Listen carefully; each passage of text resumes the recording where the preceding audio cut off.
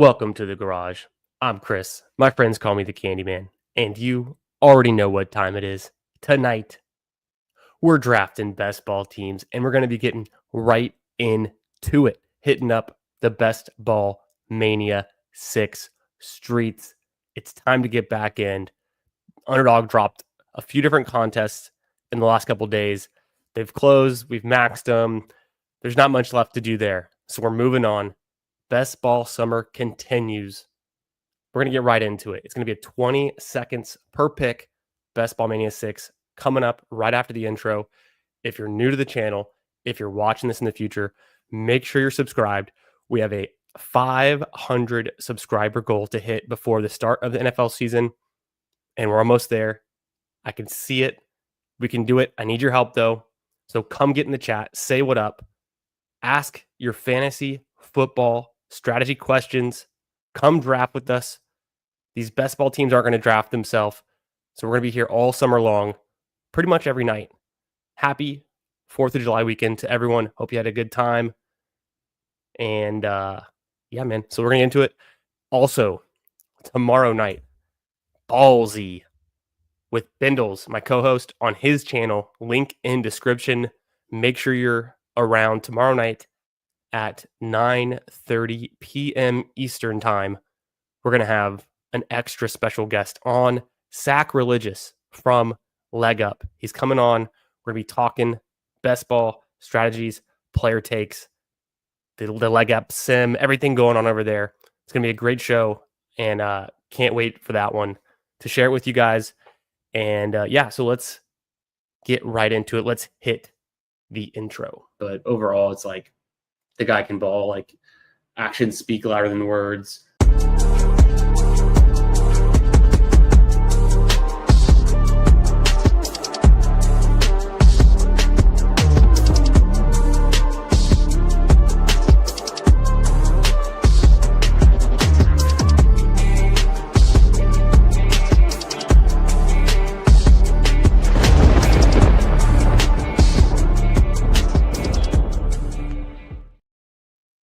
Yo, what up? Sports poker guy. How we doing, brother? Hope you're having a great Sunday night. Thanks for being here. And yes, sir, we're getting right into a Best Ball Mania 6. I'm gonna queue it up. I'm gonna enter from my phone, but if you're standing by, if you're ready, we're gonna do it real soon. Anthony, what's up, brother? Glad to catch you going live earlier today. Always a good time. And what a killer team. I love Eagle stacks. And when you can fit in some Bills in there for the Week 17, perfecto. So nice squad you got there. Yeah, makes it hard to fade Saquon or Genty with those kind of moves. No doubt, brother. Let's get right into it. So I'm showing an old draft board on the screen right now, but I'm going to hit the chat and let y'all know when I'm entering this 20 seconds per pick, BBM 6. When you see it in the chat, I've entered it. So I'm about to enter it from my phone, and then we'll get to it from here. I just entered it. So when you see it in the chat, if you want to get on this draft, there's 4 more. Waiting on 4. Waiting on 3. A 20-second pick clock. Best Ball Mania 6. And I'm going to go over here to my active drafts. We'll see it pop up. Boom. And we're in. Just like that. Got the best ball overlay loaded with the new CSV for my exposures. I guess I maxed the Dachshund, and then I've done, I don't know, 1 or 2 other Best Ball Mania since the last time I uploaded it. So it should be pretty current, should be good to go. All right, let's go. Hell yeah. Sports poker guys ready. Let's get it. Have you guys already maxed these new tournaments? There's like the Dachshund, the Chihuahua. I'm skipping the Chihuahua. It's going to fill. I didn't do any of them, but I did max the Dachshund pretty quickly.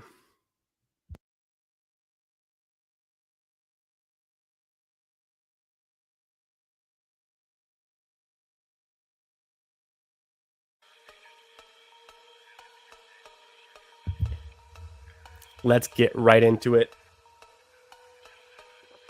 Waiting on one person. There we go. We filled it.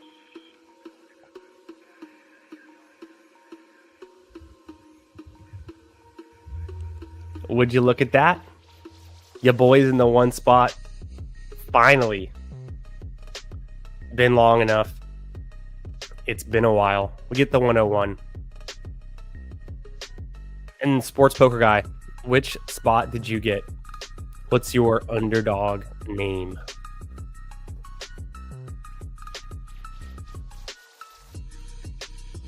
Nice. It's been a while. I'm pumped to get the 101. I think I have this filtered for, Best Ball Mania. So I'm at only 4 Jamar Chase teams through 54 Best Ball Manias. Somehow only 2 Justin Jefferson teams. We got to fix that. I got a ton of CeeDee Lamb. Not enough Bijan. Not enough Gibbs. We'll get some more Barkley at some point.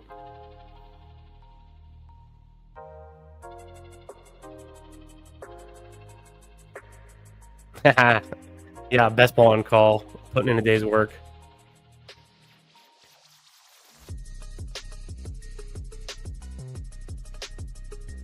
And we're off.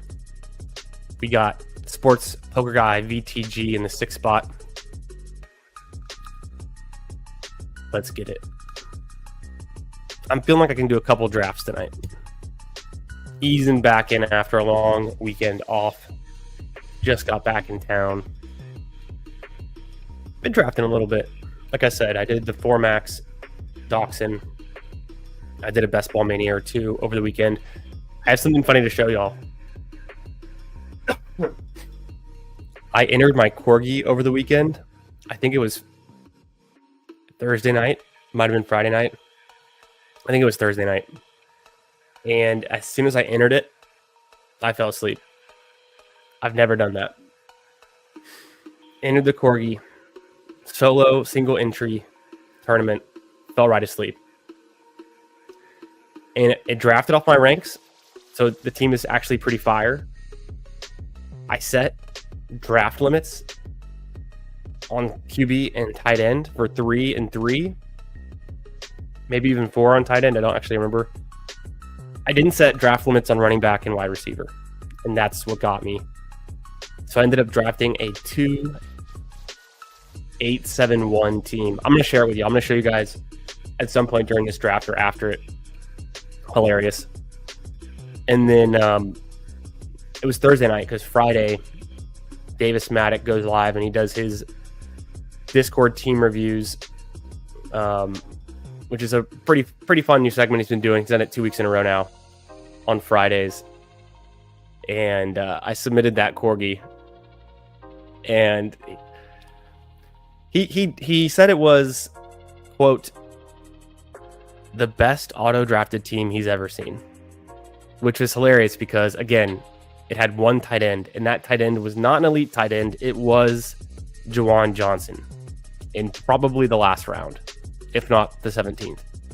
So I did update my positional limits, changed it to 7 running backs. I think I said it said 9 receivers. Still, you can get, if you're auto drafting, I don't know how you guarantee you get 2 or 3 tight ends or even 2 or 3 quarterbacks.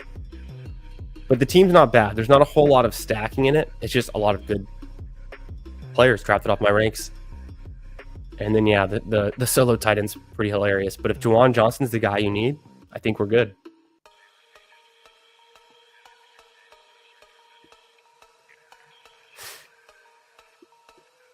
Yeah, the roster construction on the Corgi, it's interesting. The QBs, Justin Fields and Aaron Rodgers, so kind of some nice upside swings. And then just a ton of good players at running back and receiver. But if I could have just swapped one of those 8 running backs, like the last 1 or 2, for a tight end, the team would have been gold.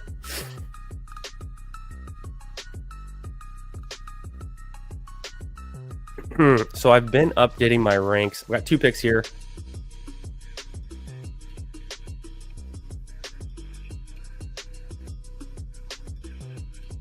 I think I'll just go Jonathan Taylor, and then I want to bring up Marvin Harrison.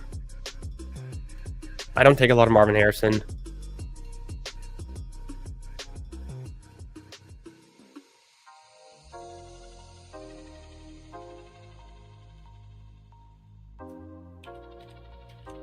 Yeah, I don't have a Jamar Chase, Marvin Harrison team yet. So I'm going to let that hit. Jamar Chase, Jonathan Taylor, Marvin Harrison. I don't even know if I have one with Jonathan Taylor. I don't have one with Jonathan Taylor. I don't have one with Marvin Harrison. Let's get it started here from the 101.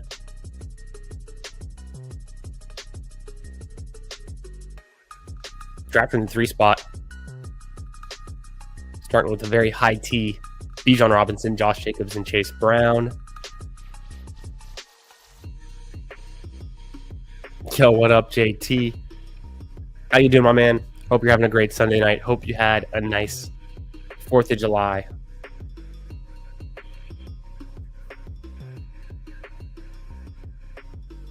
And a lot of streaming, too. That was funny to see your buddy come on the other night and draft some best ball.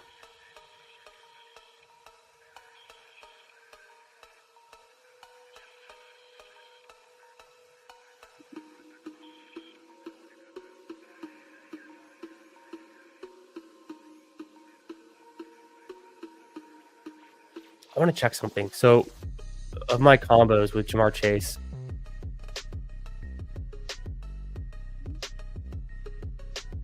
insane. Out of my 4 Chase teams, I don't have any Burrow. Or have to change that. These are just my best ball mania exposures, but can't have that many Chase teams with no Burrow. So I'm going to change something here if I have the chance. Y'all, what up? Colin.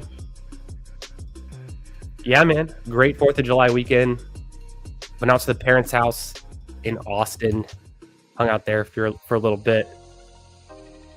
I would have been touching some grass, but historic floods and raining throughout central Texas. So it was something. A lot of dog walks in the rain. A lot of chilling inside with the fam, building tents in the living room, grilling out, still having a good time, having some friends over too, catching up with some old family friends. Hope you had a good time. Hope your 4th of July was a great one. My daughter stayed up late on Friday night at her first fireworks show. So really fun, really funny to see her experience that.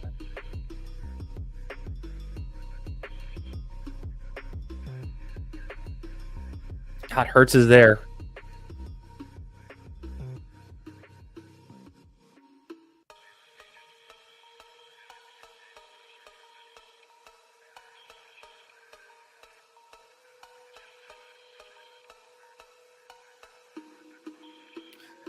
Damn, Hertz is there.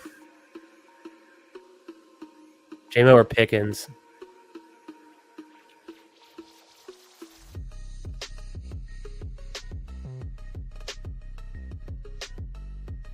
Good George Pickens.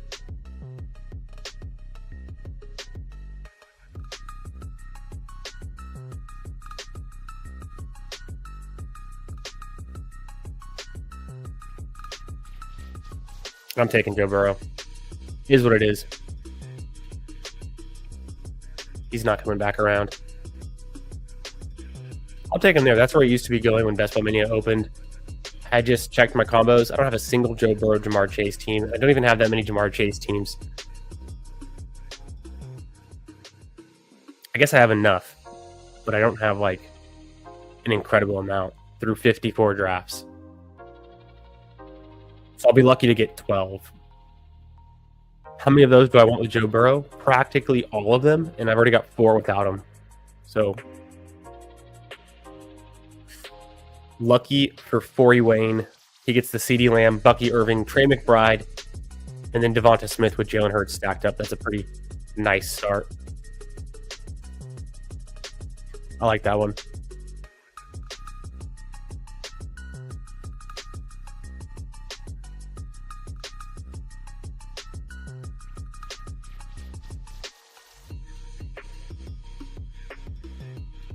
Yeah. That was funny. It's always funny to bring a fantasy football bro over to the dark side, get him in these best ball streets. I mean, especially with these, and it's a 30-second pick clock, so it still goes by pretty fast. But these 20-second pick clocks are like rapid fire. They can really catch people off guard, which can be fun.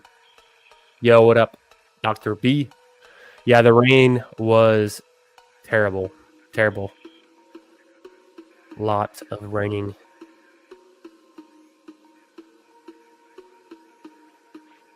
Yep. Gotta get the burrow. Here's the whole math on that. How many Best Ball Mania teams you're going to draft? I'm going to do 150 if I can. Jamar Chase, how many times can I draft him? If I'm lucky, I get 12. If I'm really lucky, I get 14. How many of those do I want stacked with Joe Burrow? Damn near every one. And I've already drafted 4 Jamar Chase teams where I tried to push Burrow, and he didn't come back a single time. So have to get at least one Burrow team under the belt. And that's where Burrow was going when Best Ball Mania opens. There's going to be plenty of Burrow Chase teams with the same ADP. And then I've done the math too. If you swap out Burrow at 49 for Burrow at 72, the difference between getting Chuba Hubbard or Calvin Ridley or Jamison Williams versus the player you can get at 72, it's not really that different. Not that different. Not worth missing out on Burrow 5 times in a row. The 1 week upside of a Calvin Ridley versus or even you could just say like a Chuba Hubbard versus a James Conner or a David Montgomery, almost completely replaceable. Almost the same tier. I think in my rankings, I have to check. I haven't looked at my tiers in a while, but I update my rankings almost every day. And my rankings are tier based. So I think of like, where's the cliff between my tier 2 and tier 3 running backs? What's the difference between, someone going at pick 55 versus 65? If it's a receiver or running back, is there some kind of cliff there? But yeah, I definitely need to get more Burrow with these Chase teams. So, and I already got my first Chase team with Marvin Harrison. So I'm really playing into that Week 17 matchup. So I want Joe Burrow on that squad every time.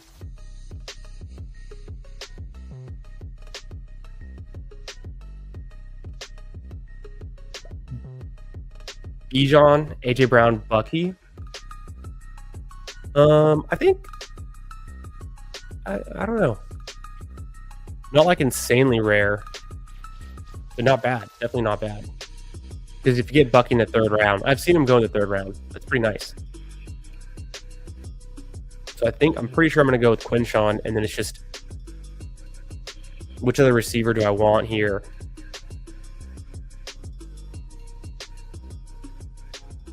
I think I'm going to tiebreak to Devo, although I could take Jaden Reed.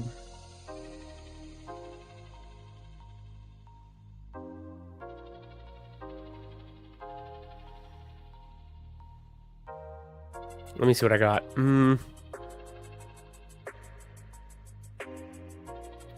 going to go Debo.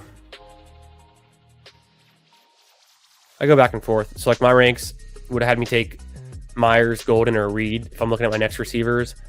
But I wanted to mix in some Debo. Gives me another Week 17 matchup with George Pickens. So a little tiebreaker there. At the end of the day, in a Week 17 situation, what's the difference between Deebo Samuel, Matthew Golden, Jaden Reed, Jacoby Myers? Not a ton. Obviously, I want a piece of the Commanders, and then they're playing at home against Dallas in Week 17, so that's pretty sick. My start so far, 1-2-4, build with Joe Burrow. Yeah, I took him early. Jonathan Taylor, Quinshawn Judkins, studs. Got Chase, Marvin Harrison for the Week 17 bring back, and I don't have a ton of Marvin Harrison, so I'm going to sprinkle him in. I get Pickens and Deebo Samuel. We're rocking right along into the 7th round.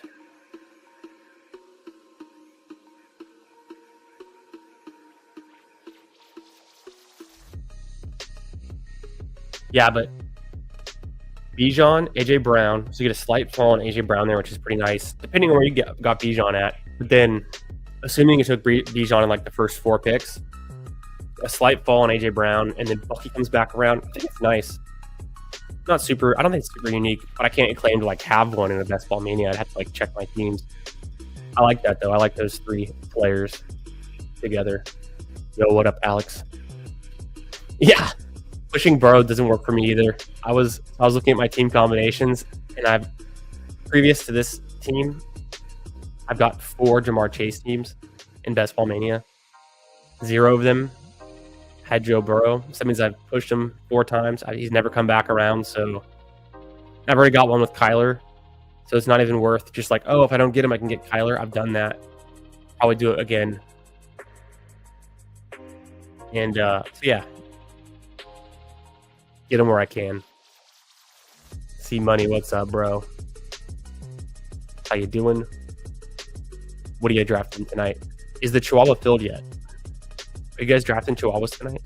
I know Huhames is going hard on the Chihuahuas right now. I think Steve was too. I maxed the Dachshund, and then I've got into this 20-second pick clock Best Ball Mania 6. I think it's like my 55th one, so we're getting there. Oh, appreciate that, Alex. Appreciate that. Yeah. Come draft with us. Get in here. Ask your fantasy questions. Chill with us. Hope you're having a good one.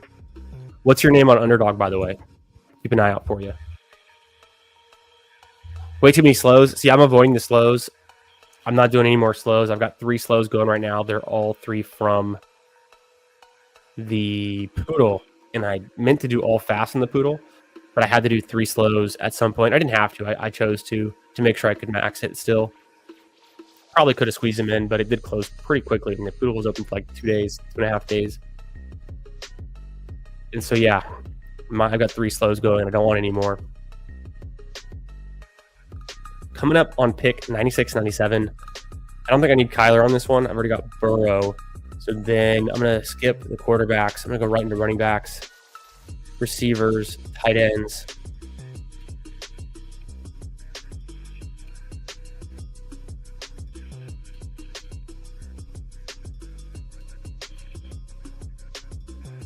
Queue up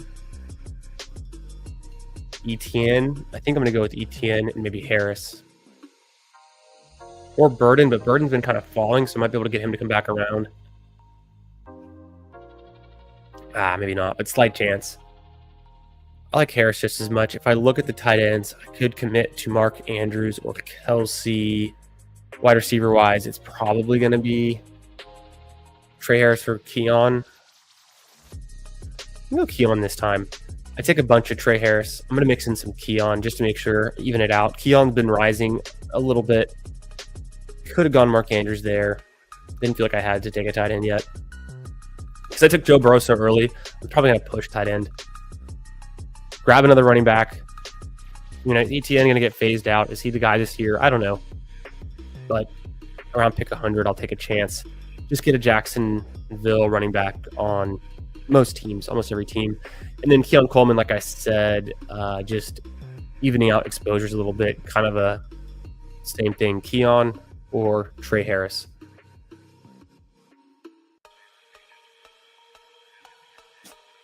Keon does play Quinshon Judkins in week 16, so that's not bad. And then JT playing against the Jaguars with Travis Etienne in week 17. So another little mini there, some more mini correlation to build out some game stacks, at least. Chihuahua. It's like at 80%. It's crazy. Yeah, they fill fast. 25 max, $4 entry on the Chihuahua. I considered getting into it, but I thought if I started it, I'd want to max all the way through it, and then didn't really feel like I had the time to do that. Didn't really want to do it, so I'll pick another tournament. I'll skip the Chihuahua. There'll be another Schnauzer or Puppy or Pom Pom or something else coming out soon. So yeah, Birding goes at 106. Not a chance he'd come back around. But yeah, I did max the Dachshund. That's a pretty good Dachshund teams. One of my dachshunds, I had CeeDee Lamb, Pickens with Dak, with Garrett Wilson, with Justin Fields, or maybe that. I think that was actually I think I did that in a pit bull with JT and Hartman last week. I might have done it again in a dachshund, but I can't remember if I actually landed both Dak and Fields or if I only got one of them. That's kind of a fun way to play. You get the double stack Prescott, and then you can get Fields with like Garrett Wilson. And I've done teams before in other tournaments with Burrow and Dak, but then you need a third QB to cover your Week 10 bye. I'm not sure if I'll do that in this one. I might. I mean, Dak's going to be there. We'll see.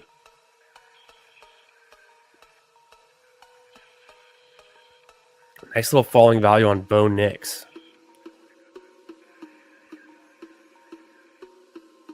Tyler Warren and David Njoku, all picks that I like available. I've gotten one QB. Oh, easy enough. Alex faded. Perfect. Yeah. Makes sense. 82%. Yep. Okay, just like that, Prescott, Nix, McCarthy all go. 1-3-5 build. Tootin's there, Blue's there. Guys that I like. ADP would have me at Warren or Njoku. I could double tap the tight ends here. That kind of feels like a fun way to do it. I think I might. What else do I need?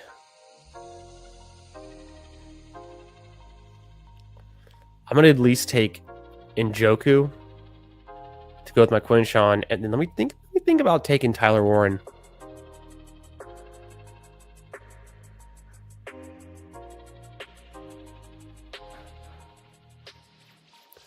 Receiver would be Christian Kirk. I kind of like that. I'll go Christian Kirk. I think he can have some nice weeks. I think he'll be playing. Probably to start the season, he probably gets the 2 wide sets. If Higgins takes over, he'll still be playing in the 3 wide sets. I'm starting to read the tea leaves a little bit. It sounds like Jalen Noel is more of a depth piece, more of a rotational player, and a future play. But Christian Kirk should be holding down the slot, I think, out the gate. He's been decent when healthy, so let's give him a shot.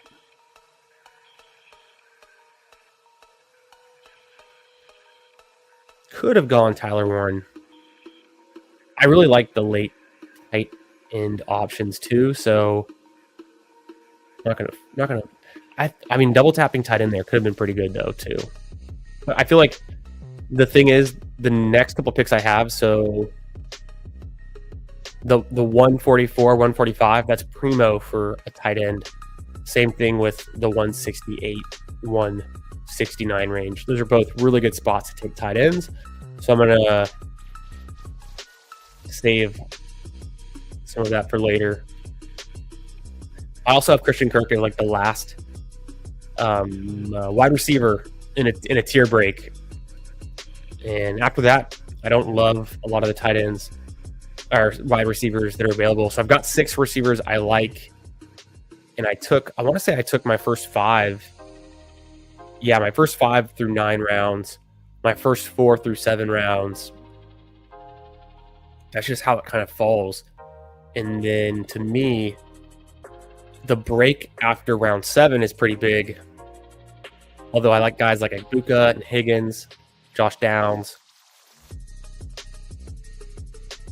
The break after round 9 is really big.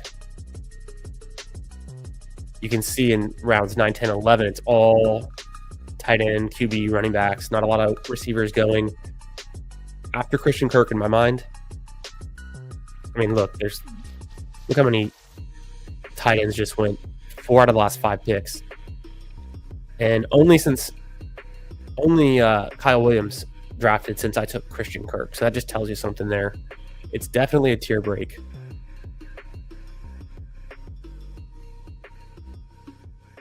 Hit the refresh. Get my combo up. With Burrow, how many have Mike Gesicki? About a third of them.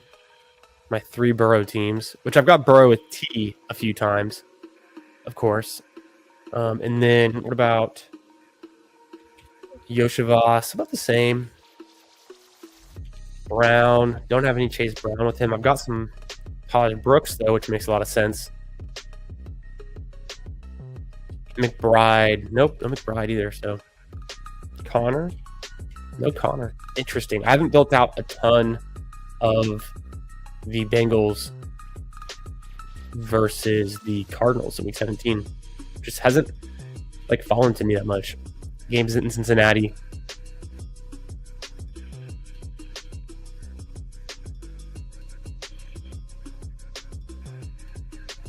Hollywood Brown is falling. He's ADP 134. I'm at pick 144 next, so he's kind of falling. I don't think I need him on this team, though.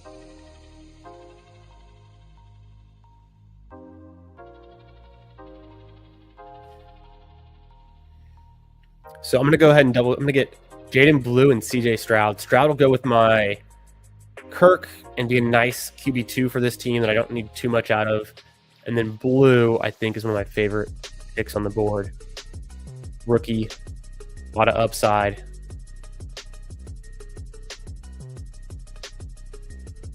I mean, he's got to beat out Dust Williams and Dust Sanders to be the snap leader for the Dallas Cowboys. And I think the Cowboys are going to be passing the ball a ton. So let's just bet on that. Bet on his strength. Bet on youth, speed, explosive plays.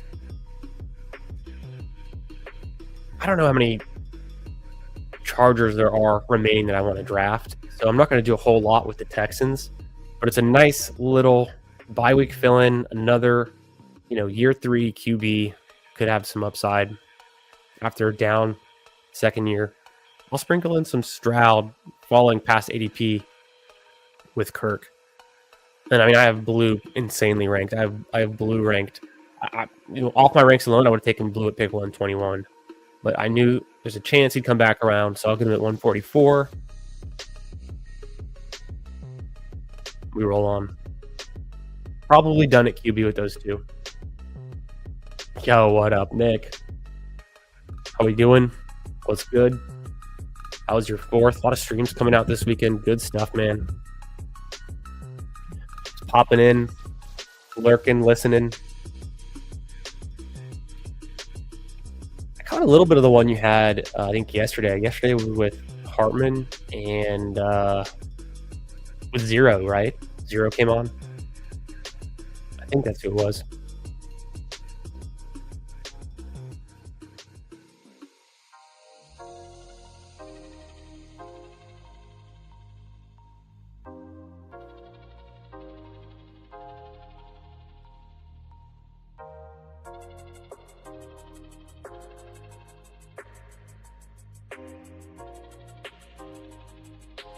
All right, let's go. This team threw 13 picks. 2, 4, 6, 1 at the Joe Burrow, CJ Stroud combo. JT, Quinshon Judkins, Travis Etienne Jr., and Jaden Blue for my first 4 running backs. Feeling pretty good about that. Some veterans, some rookies, a lot of different teams that I like. Sure, they have some good years. At least Jacksonville's looking like they're on the upswing. Dallas is a pretty exciting offense. The Browns, who knows? The Colts, I mean, it's Jonathan Taylor. Receivers, Jamar Chase, Marvin Harrison. Sort of my week 17 figured out there. Little week 15 correlation with Houston, not bad either. Pickens with Debo, nice week 17 matchup with those guys. Threw in some Coleman, a Christian Kirk to go with Stroud. David Njoku, who I think is pretty undervalued. Probably should be going around pick 100. I need to start drafting a lot more Njoku to get a big bag of that because I think he's just a great tight end option. And then my last pick, I would have taken Dallas Goedert. I would have taken Maybe a Jake Ferguson. They go. Hunter Henry goes pick 148. That's pretty early. I think I'm done with the 2 QBs. Feeling pretty good at receiver. Let me see what I can do at running back and tight end with these next couple picks.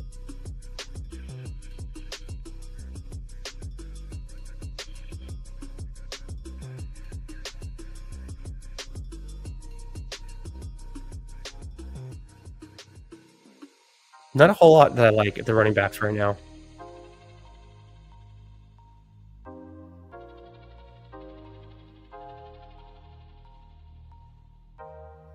I take way too much Rico Dowdle, but he's there. Not the worst pick. Oh, Gesicki. Yeah, let me get Gesicki for sure. That's the one I had to remember to do. I'll start with Gesicki. Don't need QBs. Let me look through these running backs. I think the guys I like will be there later with my next picks. So I could push it. I take receiver here.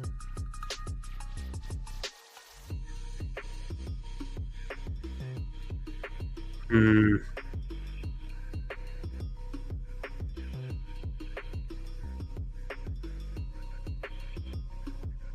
don't know. I'm going to take Dowdle. Do I end up getting a 6th running back? I might. Like a 2-6-7-3 build. Or I could even stop with these 2 tight ends and call that enough. Yo, what up, Jeremy? Yes, Best Ball Mania 6, 20-second pick clock. And we're doing another one right after this. So get ready. I know you're all about it. How you doing, my friend? Yeah, bringing 0 out. Love to see it. A long time. Dog Pound Discord member, and fourth was good. Yes, food, the beer, of course. Yo, what up, Hartman? How you doing, dog? Hope your 4th has been going great. Caught a little bit, just a little bit of your draft with Nick and 0. Good stuff. Yeah. Boom, his ears were ringing. We were talking about him. Let's go, Jeremy. Hope you guys had a great July 4th weekend. Let me know what you're up to. I was in Austin. It was raining, so didn't get out a whole lot, but still good. Family, friends, chilling, getting back into drafting, getting the week started with the Best Ball Mania 6 draft. And then tomorrow night on Bindle's channel, BALLSY, 9:30 p.m. Eastern time, we're having Sacrilegious on to draft with us and draft some Best Ball Manias, talk best ball strategy, the Sims, and what's going on with Sack this summer, what he's been doing, what he's been drafting. So it's gonna be a good time. Hope to see you all there. Again, on Bindle's channel, link in description. Make sure you're subscribed, and also go check out Bindle's his Discord. Free Dynasty ranks, free Dynasty tiers, a lot of good channels in there. You know, Dynasty discussion, best ball discussion.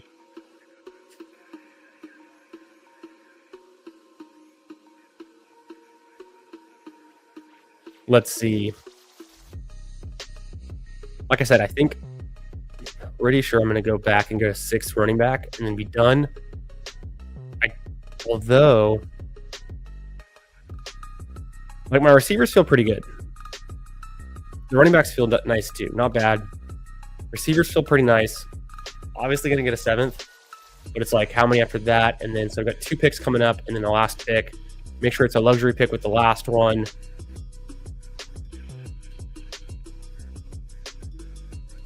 Some combination of this would be pretty sick, which would mean I take 7 running backs, but I might just do it.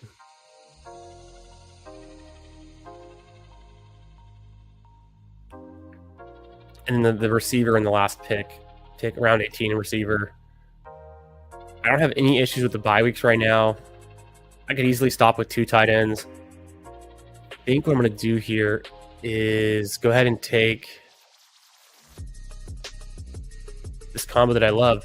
I'm going to get Jarquez Hunter and Taj Brooks on this one. I consider Dylan Sampson locking up the Browns rookie running backs, but I've got Quinshawn. Let me just ride that one out. And then, yeah, so far it's a 2-7-6-2 build.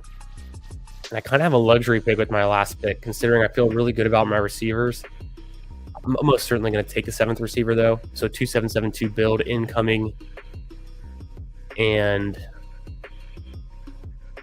yeah, the running backs, a lot of shots on rookies that I like. So Judkins, big fan. Jaden Blue, big fan. Hunter, I mean, I'm trying to get that exposure up. It's only like 24%. Got to get it higher than that. Taj Brooks makes a ton of sense on a Joe Burrow team. Also got Jamar Chase. I got Gesicki, Marvin Harrison for the bring back. So Pickens and Blue playing against Deebo Samuel in week 17. I got a little Texans skinny stack going on. Team stack with Cleveland, Quinshawn and Njoku. And yeah, so let me look at these. Not going to be a QB. Probably not going to be, almost certainly not going to be a tight end, my last pick. And then, yeah, I already got my running backs I need. Could be Dami Brown, Yoshavas. Well, Dami Brown goes. Not crazy about Yoshavas, so I don't need him. Almost certainly don't want him. I like Wicks. Tutu's fine. Franklin is interesting. Oh, I have it sorted by ADP right now. These are my ranks. Mitchell, of course, interesting.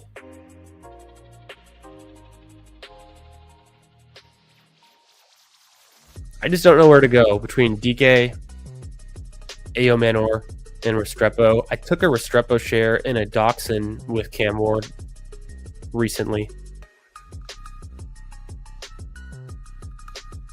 Burton's been getting some good coach speak. Might have to do that.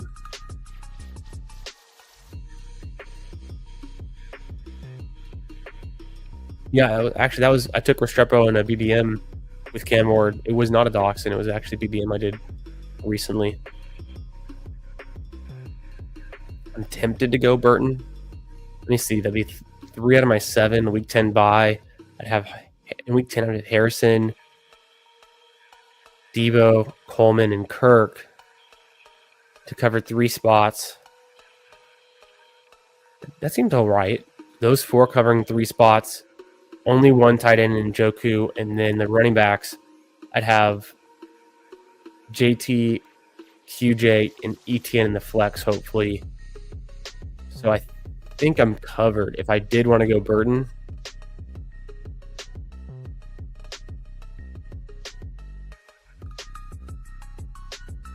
I could just take Adonai Mitchell.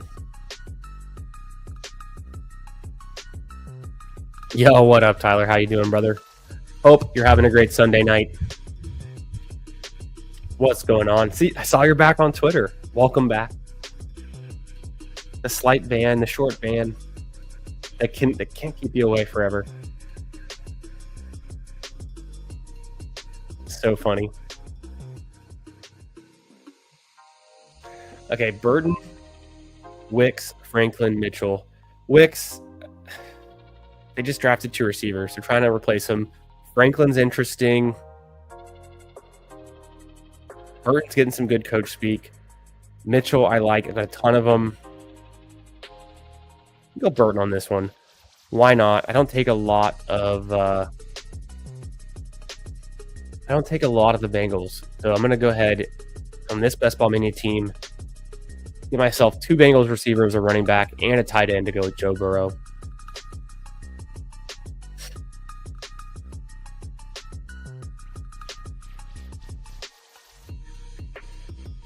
Just not in love with really any of these picks right now. So I'm going to spread around my round 18 wide receiver click.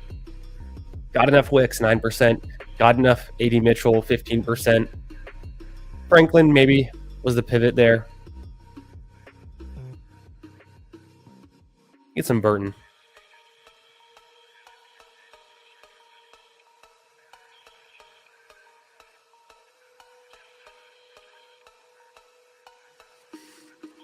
I saw that, Alex. Yeah, I saw that. To the Bears. Isn't he from there? Or no? Because before he went to Tennessee, he intended to go to Alabama. But I thought he played for... What school did he play for before Tennessee? They have Tennessee.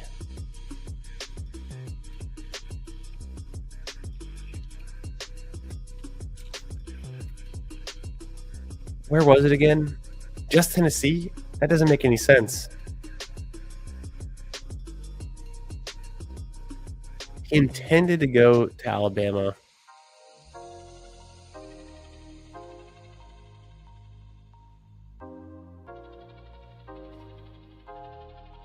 He's from Georgia. Okay, then that makes more sense. He's not from Chicago.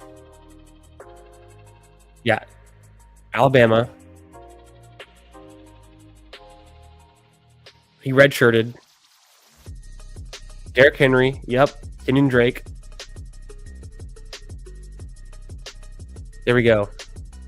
Hutchinson Community College. Bounce back. University of Tennessee. Okay. We're back in. I knew all that stuff. Hadn't looked at that in 10 years. Compared to Bears? I don't think so. I don't see why the Saints would get rid of him. Yes. Doing another 22nd.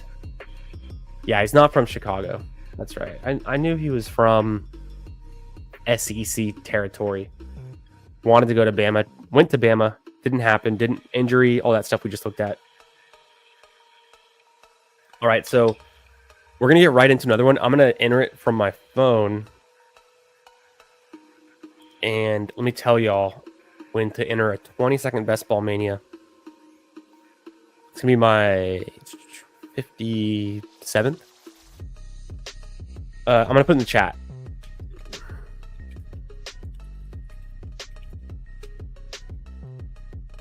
One sec.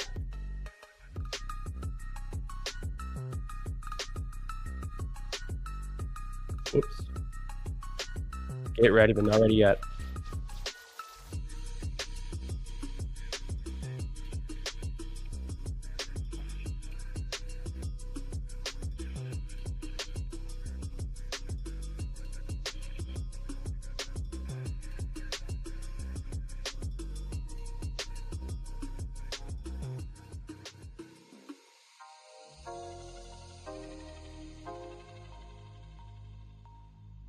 Okay, I'm getting in now.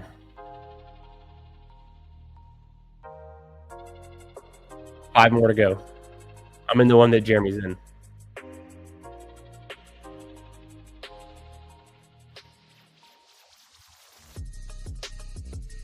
+2. Oh, nice. It's going to fill quick. Refresh here.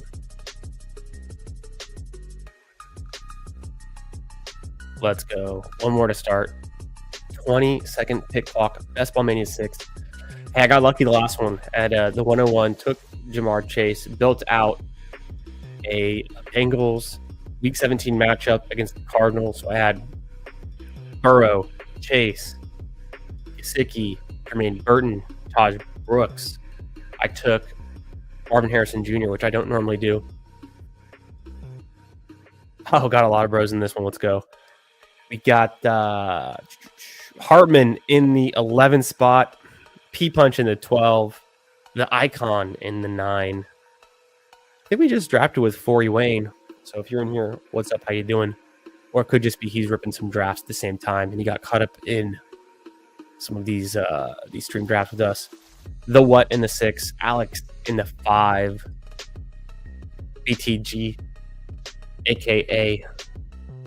Sports Poker Guy in the 2, Coltron in the 1,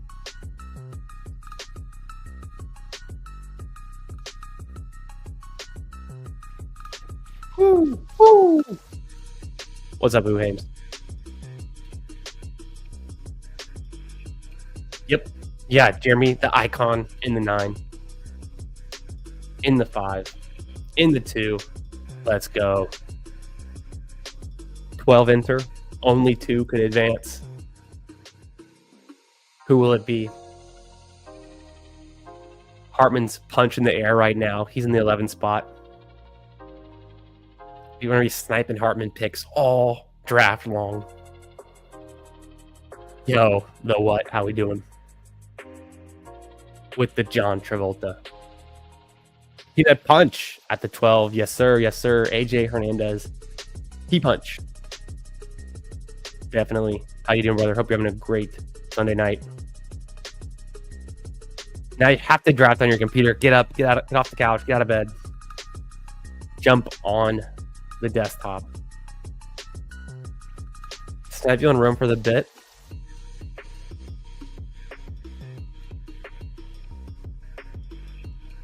I don't know. We'll see. We'll see. It'd be funnier if I didn't snipe you on Rome at 58, and then you passed on him at 59 and 62, and I took him at 63. That would be the bit. This could be. Oh nope. Okay, didn't get McCaffrey. Almost certainly not going to be. Almost certainly not going to be drafting from Odunze. We'll see. I'm on our St. Brown team. Hit the refresh. Get my best ball overlay up and cooking. This is my 8th Amon-Ra team in Best Ball Mania. I'm big in on Amon-Ra. So when you have Amon-Ra, you get him with Jared Goff 71% of the time. But how come when I take Chase, I had him with Burrow 20% of the time? That's a big issue in my portfolio. So I'm going to fix that. And I'm cool with all of these picks. Yeah, I skipped Neighbors. I'm not huge on Neighbors. Neighbors is fine. He's obviously very good. I'm going to be at the field on Neighbors.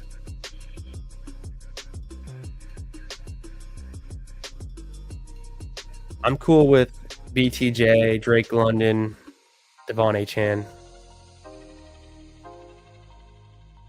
All fun picks to go with the Monroe. I'm going to get London.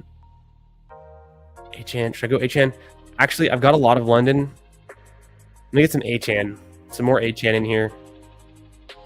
Because I want to get that exposure up. And I've got a decent amount of London. If I look at my combo with St. Brown and London, please tell. Yeah, I have at least one. But then St. Brown and Achane I didn't have yet. So that's kind of a tiebreaker for me. 13% London. I like that number. I want it to be even higher. But the 8% or 7% Achane, I want that to be higher too. AJ Brown over Drake London. I was doing that for a while when Best Ball Mania opened up. I don't think there's a problem with it. But I like London a lot.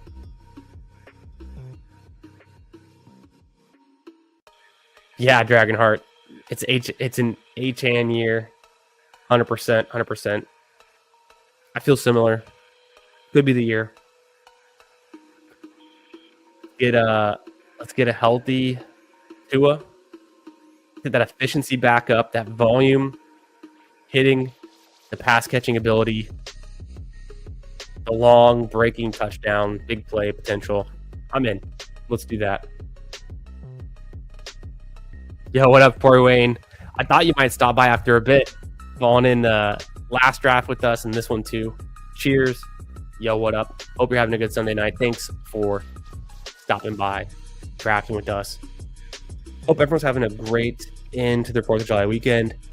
Getting some drafts in. Have you guys maxed the Dachshund or the Chihuahua? If you've maxed the Chihuahua, you're truly insane. But I believe in you guys. I know there's someone out there.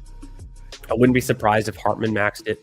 Wouldn't be surprised if Nick Bach maxed it. Pretty sure Steve maxed it. We'll see him drop in a bit later. I maxed the Dachshund. Didn't do any Chihuahuas. Getting right back to Best Ball Mania. And then the Superflex, I think it closed too, right? So it must have closed because PPR Fowler's been drafted in normal tournaments. So Superflex must be gone. I did 4 of those.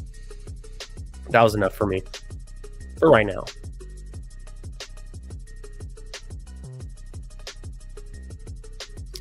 A 100 catches this year, I would love that. I think it's not impossible. We'll make these next 2 picks, and then I want to like look at something. What was the most catches McCaffrey had? Wow. Okay, Chase Brown here. Yes, nice little fall on Chase Brown. Click that one. Starting off with Achane, Chase Brown, almost said Chris Brown, and then Amon-Ra. Very solid. Where did Mike Evans go? So Mike Evans got pulled up to the what? At pick 30. Nice click there. Hartman gets T-Mac. P-Punch gets Kyron. Otherwise, Hartman definitely would have taken him. Oof. Tempted to go Lamar here. Okay. Well, Hartman is. I'm not surprised by that. Tempted to go Hampton here. DJ Moore. No. Kittle. I could just go Worthy. Or Metcalf. I'll go Metcalf. It's fine. I'm going to mix in some different picks. I had a lot of Metcalf before, and then he rose a bunch, and I haven't clicked him as much. But I'll still take some. I have like no Worthy. It's kind of crazy.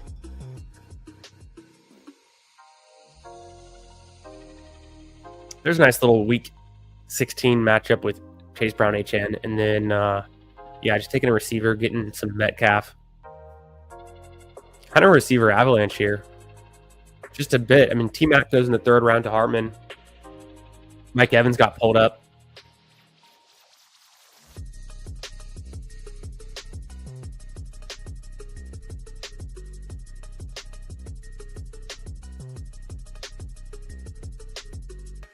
Okay, HN 100 catches.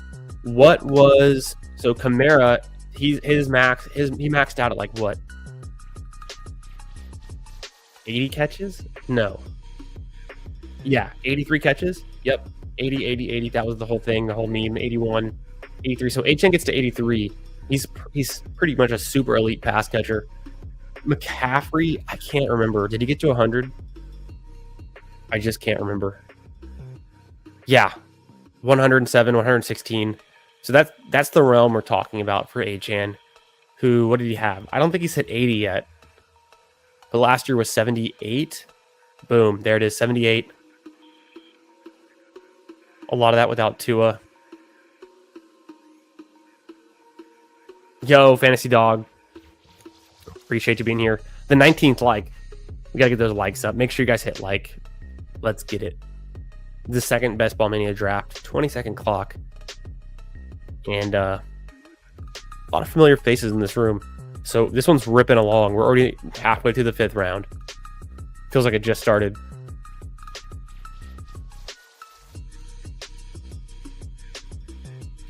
Devonta Smith at 48 is super nice. Hampton at 47. I really like that pick.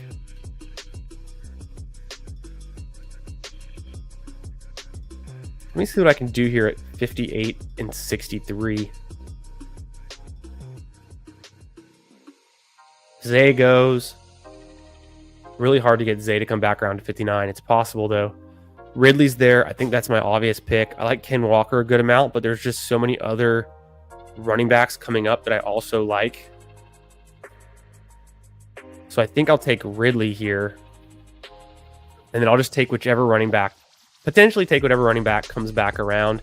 I also like Addison a good amount and Olave. I don't hate Juwan Jennings. So I could just do that too. Waddle was there. No, Waddle went a few picks. Let me refresh. Waddle was long gone.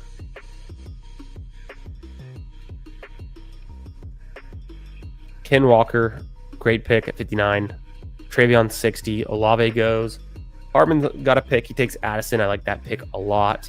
I could do Juwan Jennings here. I think I might. Or it's RJ Harvey, which is a pretty Hard thing to pass up on. I'll probably go Harvey.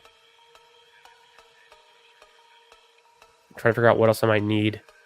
No, I'm going to go Harvey. I feel good enough about these 3 receivers that I got. When it comes back around to me, I like the receivers that are available in the end of the 7th, beginning of the 8th round. I think it's fine to get some there. And I'm going to be looking for some late QBs with the guys that I've taken. Harvey seems really fun in this group with Chase Brown and HN. So I've got 3 strong running backs I feel good about through my first 6 picks, and 3 receivers that I like too.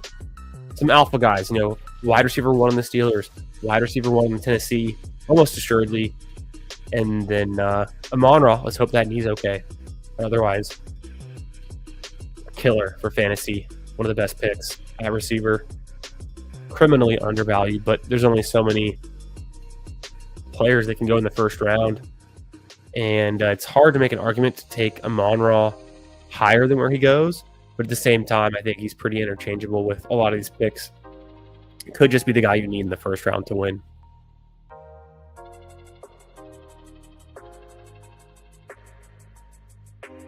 Make sure I'll hit the like. Make sure you're subscribed. Let's get it when we draft some best ball teams all summer long. Who Hames, my man. Who Hames been killing it too. You guys are already subscribed to Who Hames. But in case you're new here, in case you haven't heard, in case you don't already know, friend of the channel, Who Hames, make sure you're subscribed over there as well. He's always drafting. He just finished up being live. Appreciate you stopping by, Who Hames. Yeah, Who Hames is an OG. And some really great takes. And he's one of the biggest Rashi Rice drafters I think I've seen, which is incredible. The Eagles' playoff schedule better. Yeah, no, that's a good reason. Yeah, Fantasy Dog. It's funny, Fantasy Dog and Hartman got the dogs rocking the profile picks. Love it. CBK, what's up? Working on Max in the Chihuahua right now. Good luck. Hope you're multi-tabling it. Oh, the things I'd rather do. I mean, we could. The list has no limit. It's an infinitely long list of things I'd rather do. You already know that. Yeah, y'all are funny. All right, picks coming up. Let's get back into it. I mean, I hate passing on Pollard. And then Laporte is there. I can get the double stack with my Detroit. And I need to get a receiver. Probably take Diggs. Diggs or Mooney. Or Downs. Or Egbuka. I'm going to get Laporte first. And then just see who comes back around. Because I just remembered I'm not at the turn again. Slight fall on Laporta. Feels good, though, and I've got him on Raw. Big team stack going there with Detroit. I love Pollard at 83. I'll draft a ton of Pollard ahead of ADP. I'm not surprised Diggs goes. I'm cooling on Diggs just a little bit. Mooney, another good pick there. I like Downs. I like Egbuka. I even like Higgins a ton. Hartman goes Hawk.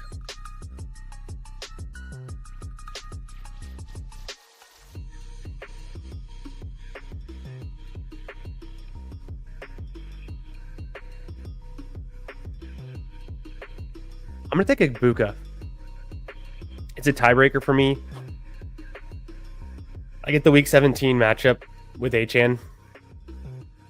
I like Downs a bunch.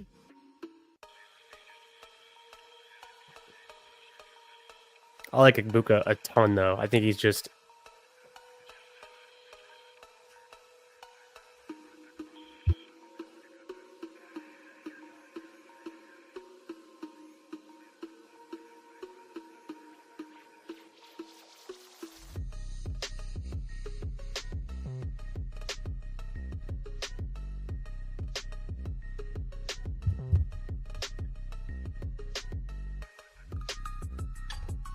Egbuka just could be like, man, such a smash pick as a rookie.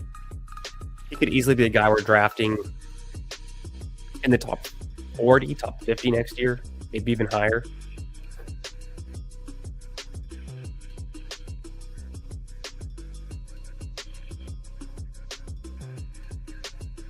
So now I just need to land golf. And you never know. Sometimes Baker comes back around. I'm not going to count on that. Where did Odunze go? 57. Sorry, Hartman. I never had the chance. Not surprised. I wouldn't have seen him anyways, because you know how I go by my rankings and Odunze, although I've moved him up. I wouldn't have even seen him on my draft board. So I did have the chance. He goes at 57. I get Calvin Ridley at 58.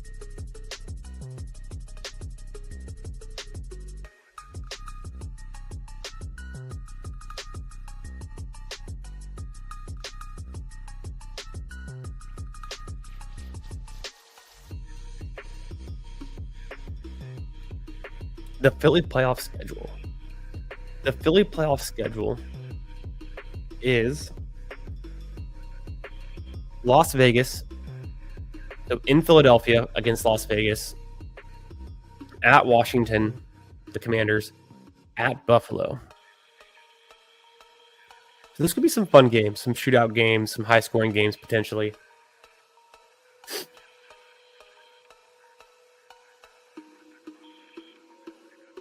Okay, Baker goes, Bo Nix goes, Dak, kind of the typical.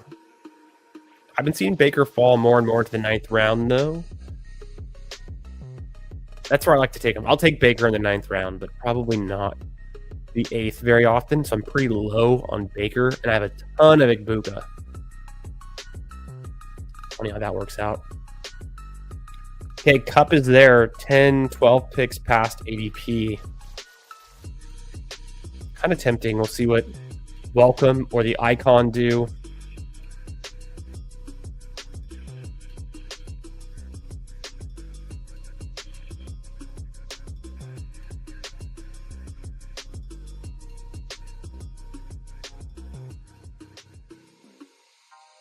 Okay, I mean, I thought about it. Burden, Scattaboo.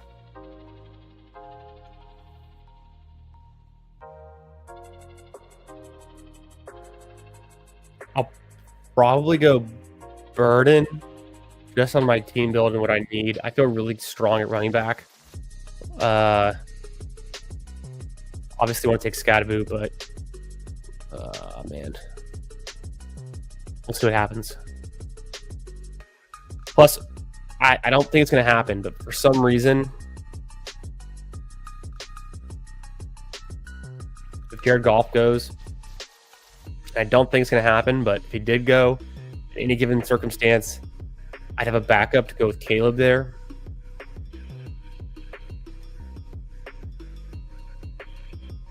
I do have some nice, late QB options. I don't think I'm going to try to push Goff to 130. Who has JMO? Alex Faded has JMO. He's got Kyler.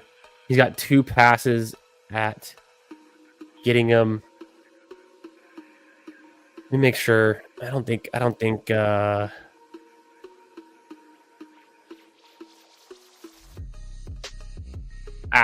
whatever. Probably, I looked last second. I realized Alex has Matthew Golden and Jaden Reed. He's got Kyler stacked up with Marvin Harrison. He's probably going to take Jordan Love, and he probably didn't want to take Jared Goff. So I probably could have pushed Jared Goff. There's also the Gibbs drafter, Corey. He doesn't have a QB, so he would have had 2 shots at Goff. He's probably looking for Herbert, or he would have liked Caleb. Yeah, so I'm not going to push our luck. I'll take Jared Goff double stack to pick 111. I know I've seen him go to 130 before, but I'm not going to push my luck. It's Best Ball Mania. I'm going to get the QB I need. What can I get in round 10 that I can't get later? QB that I've already double stacked up with my first overall pick in Amon-Ra St. Brown, and then my tight end at pick 82 overall, 7th round, Sam Laporta. Let's not mess that up. I don't have any Vikings pieces, which feels kind of weird. It just didn't fall that way to me.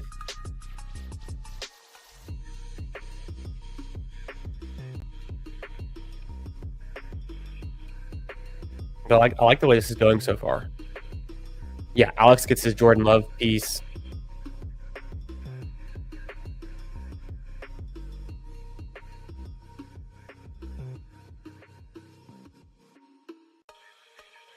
Hartman's done 10 Chihuahuas and he's trying to max it. Good luck. Godspeed.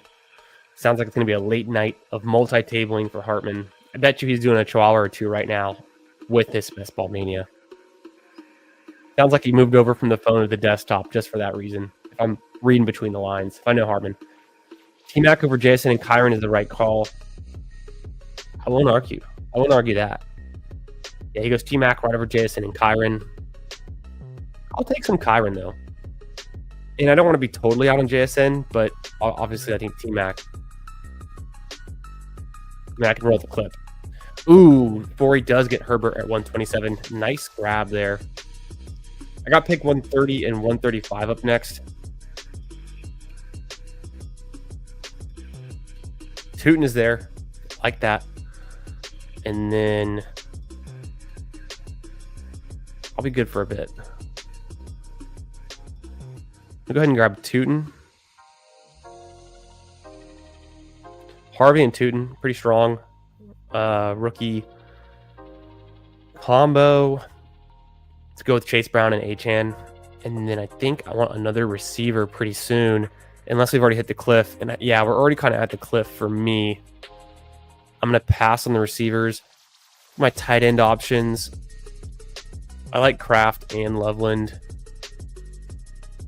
QB wise, I could just take Jaden Blue again.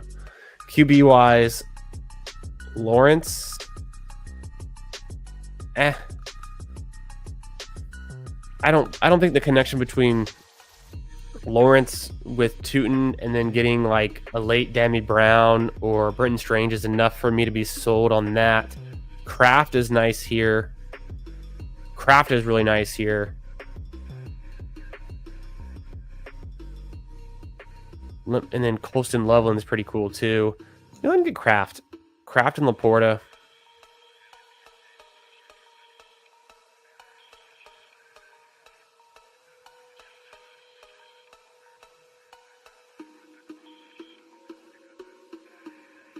So, through my first 12 picks, I have a 1-4-5-2 build. Jared Goff stacked up with Amon-Ra St. Brown and Sam Laporta. Devon Achane, Chase Brown, RJ Harvey, and Bashal Tootin are my running backs. Feels good. Feels damn good. Wide receivers, Amon-Ra, DK, Metcalf, Calvin Ridley, Emeka Egbuka, Luther Burden. So 2 lights-out rookies. Some nice veteran players, alphas on their own respective teams. Thought about going Colston Loveland. Would have been fun to lean into the Bears there. Maybe if I took Caleb and then pushed Goff around, I could have gone for Loveland. I'll take Tucker Kraft. I think he's also a great pick. Right past ADP. Good spot to get him. Hey, and I got a mini there in Week 16. Chicago playing the Green Bay Packers. Packers playing Denver in Week 15. What else do I got cooked up? I've got Detroit versus Pittsburgh in Week 16. Like I said, I don't think I'm going to get to any Vikings. We'll see, though. I mean, I'm kind of out on Ty Felton right now. I think what I'm hearing is it sounds like he's mostly going to be a special teamer. And I've already taken enough of him that I just don't know what it would take for me to click him again. Ridley, Metcalf, Tootin. Yeah, Jaguars against Denver in Week 16. That's cool. I think I mentioned that one. Same thing for Miami and Cincinnati. So this is a nice little team put together here. I don't mind it so far. Ooh, Pat Bryant at 148. Something you don't see every day. But I don't hate that either. If you think Pat Bryant is him, if you're a big Illinois fan,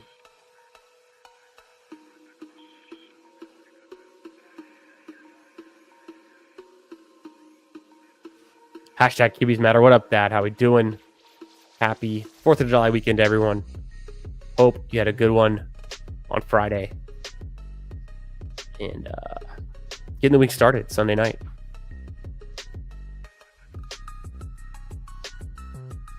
Nah. That's hilarious. Okay. I mean, Lawrence is still there. Who's going to hate me? Hartman's going to hate me if I take Lawrence. I might go blue, though.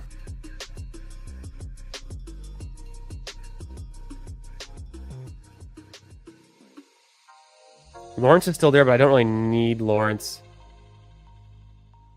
And also the whole week 8 bye thing doesn't do it for me, so I'll get blue past ADP, which I'm all about.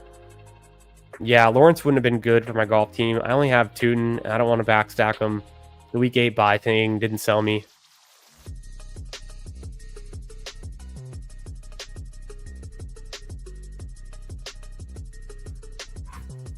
P-Punch. Let's go. Hartman had T-Mac too, so he had the backup pick to go with Bryce Young. He gets double stacked with Hawkinson and Addison and goes through McCarthy. That's kind of fun. So 3 QB build with Lamar Jackson. You don't see that every day, but I don't mind it at all. I'm going to go Cam Ward here, almost certainly. Can't think of any reason not to.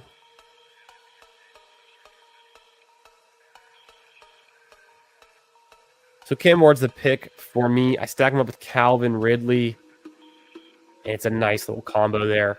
I think the deep pass connection. Cam Ward's a great deep passer.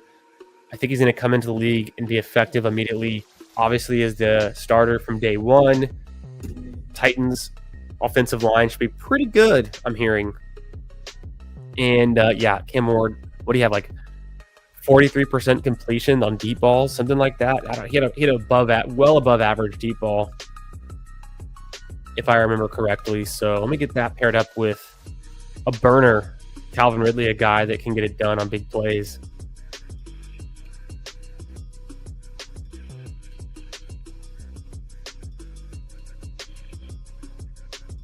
That's so funny, CBK. Re-entering the customs. Did a little weekend trip to Canada for Canada Day? For the 4th of July?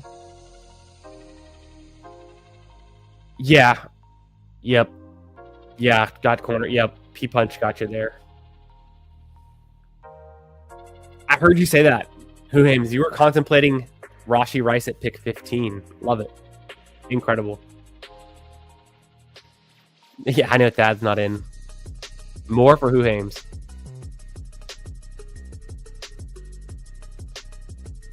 Can't wait. I love Bart Scott. Just a football guy. Can't wait. We'll see, Nick. I'm not sure yet. We'll see. It's still early. We'll see. We'll see.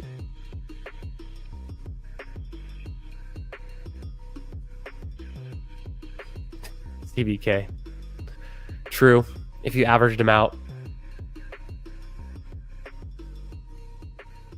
Big Trucking, what's up?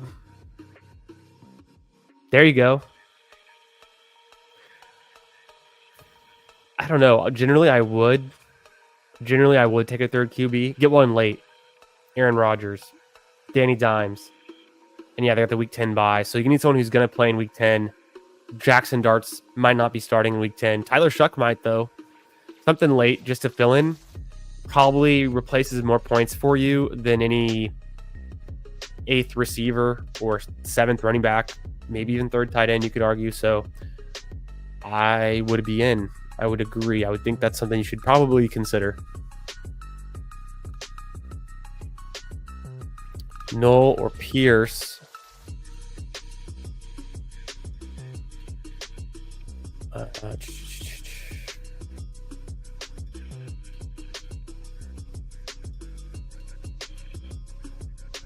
I'll grab Pierce. I'm cool with that.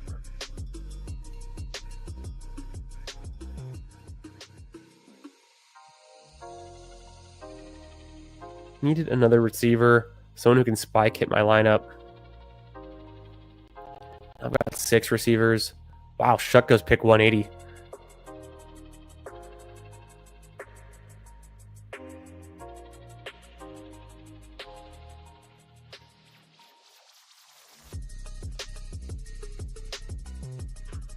I think what I do here is take Aaron Rodgers to go with DK.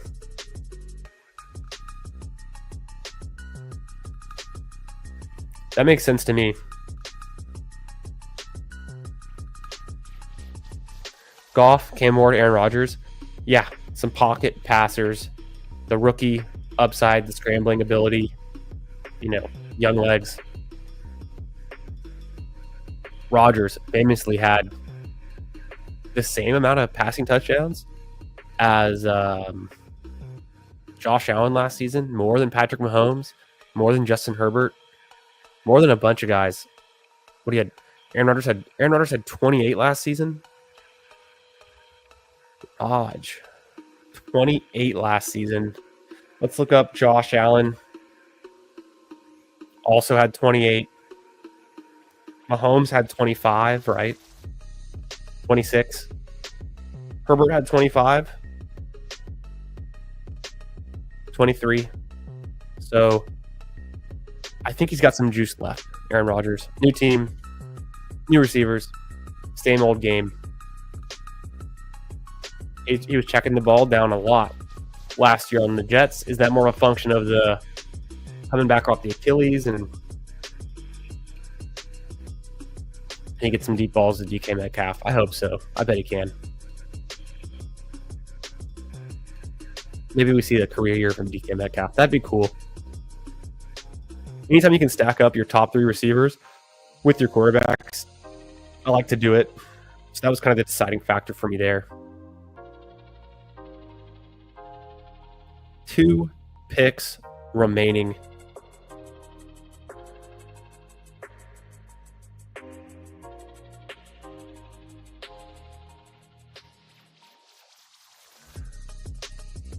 Marvin Jones Jr. Marvin Harrison Jr. Maybe. Smash some 5 grams of creatine daily. Adding 10 pounds of muscle. Maybe.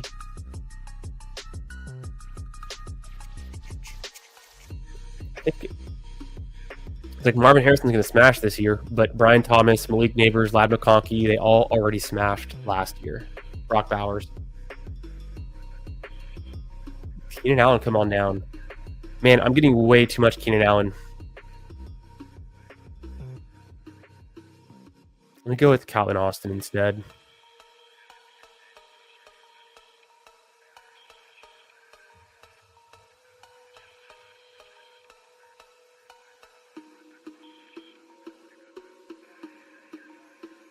I think I'm good with those 2 tight ends. Except I do kind of like some other options.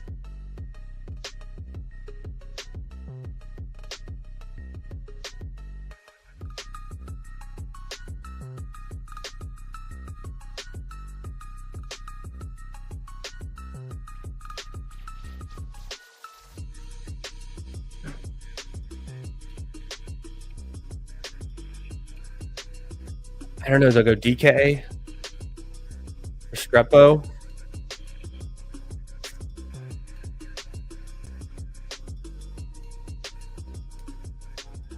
Juwan Johnson?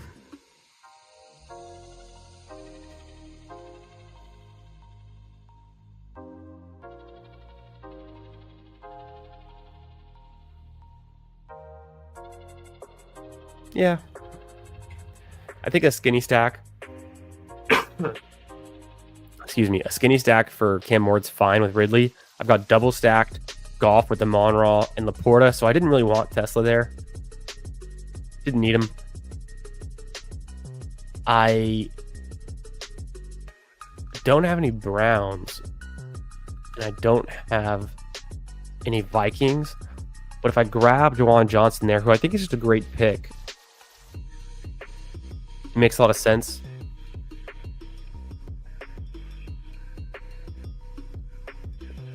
And gives me a Week 17 bring back for that Tennessee Titans game. So, but also just a good pick. 3 really strong tight ends. DK, Restrepo, Ayo Manor. Like I was saying earlier, I don't know which one to click. So I'm kind of wait to get some more information from training camps on how that's going. I'm cool with these 7. Feels strong enough in my first 4. And in my back 3, I end up getting the double stack with Aaron Rodgers through Calvin Austin. Pierce should hit the lineup 1, 2, maybe 3 times in the year, hopefully. I think Burden could be a breakout player. And then I'll just look in week 5, I'll look to flex Harvey. Probably look to flex Harvey most weeks. And then week 12, I'll have Brown and like 2 blue. I don't think I have any receivers on bye in week 12. Tight ends. So I'm pretty covered there. I like this squad. 3-5-7-3 build. Killed it. Super fun. Tons of bros in the room. We'll look through these teams. Let's see what we cooked up. We're going to go through. I've already got, a bunch of names in mind. So we got VTG in here, Alex Faden here, the What, Forey Wayne, the Icon, myself, Hartman, P Punch. Let's see what we cooked up. Let's have a little fun. I'm going to end the poll. Make sure you voted in the poll now on Tyreek Hill. Is he a must? Is he a bust? What do you think? Make sure you hit the like while you're here. Make sure you're subscribed. Come get in the chat. Say what up. Draft some teams with us. And then let's review these teams. And what we're going to do is we're going to put to a chat vote on every team. And we're going to rate it 1 to 5 stars. 5 stars is a team you would love to have in your portfolio. You pay, if it's a $25 entry, a 5-star team, you'd pay $50 for. It's the most likely to advance. 4-star team is worth the $25 entry. You would draft that team. A 3-star team, not good enough to advance, but it's fine. A 2-star team, something went wrong. A 1-star team or 0 stars, that's paying the rake. I don't think we're going to see any of those. So essentially, we're going to be rating these 3, 4, or 5. And let's get into it. I'm going to close the poll now, catch up with you on the chat, and then we're going to start from the top. We're going to start with VTG's team from the 2 spot. And if you're in this draft, and I didn't already call you out, if I somehow skip past you or you joined in the middle, say what up in the chat. I'll catch up with the chat and I'll see you. I think I got us all down. But if anyone else is in here that wants us to review the team, we'll do that. And I have an extra special treat for y'all at the end. After we review these teams, we're going to look at my Corgi, my auto-drafted Corgi. More on that. So I'm going to end the poll. Make sure you vote in the poll. Go in there now. Looks like 43 votes. That's pretty good. And 40 likes. Appreciate y'all. Very nice. Let's end this poll. Boom. 86% Cheetah is a must draft. So you heard it here first. That's a huge percentage. A huge. Oh, Coltron. Yes. I see you, Coltron. What up? Thought I recognize your name for sure. Appreciate you being here. So 86% say Cheetah, he's a must draft. Only 13% say he's over the hill, bust. Interesting results. I've gone back and forth. I do take Tyreek Hill in my top 24 picks. I think, what do I have him ranked? Do I know my own rankings very well?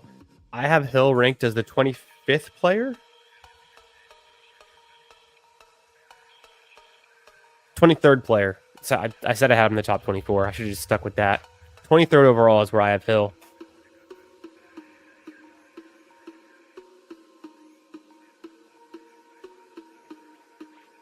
Let's see.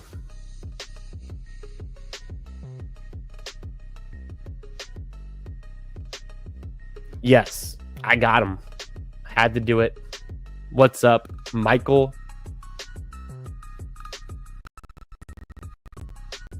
I guess so. Not a bad point.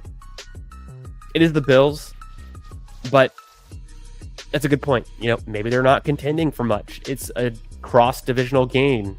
Doesn't mean a lot for their playoff seeding. There's a possibility there. Bindles, what's up, brother? Hope you're having a good Sunday night. Appreciate you stopping by, saying what's up, Bindles.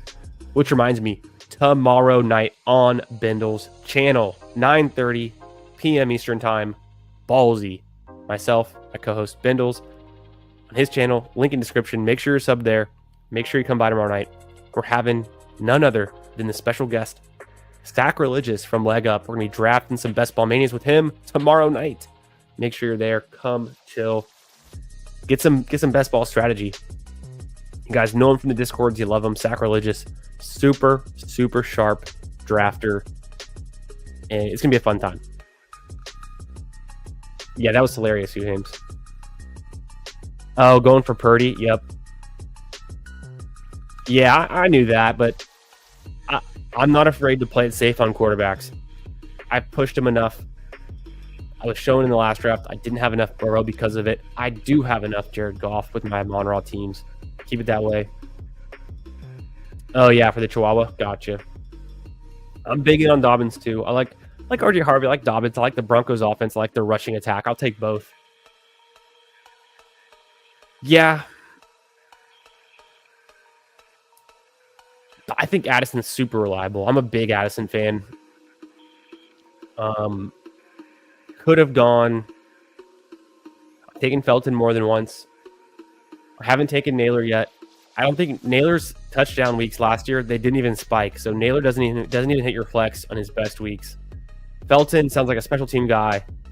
So I'm not afraid to. I like the idea of the week 17 bringbacks, but I'm not going to force it if I can't get a player that I actually like an Aaron Jones, Jordan Mason, Addison, right? So I'll play it through the Lions and hope that I got the player takes to make it work, the team stacking.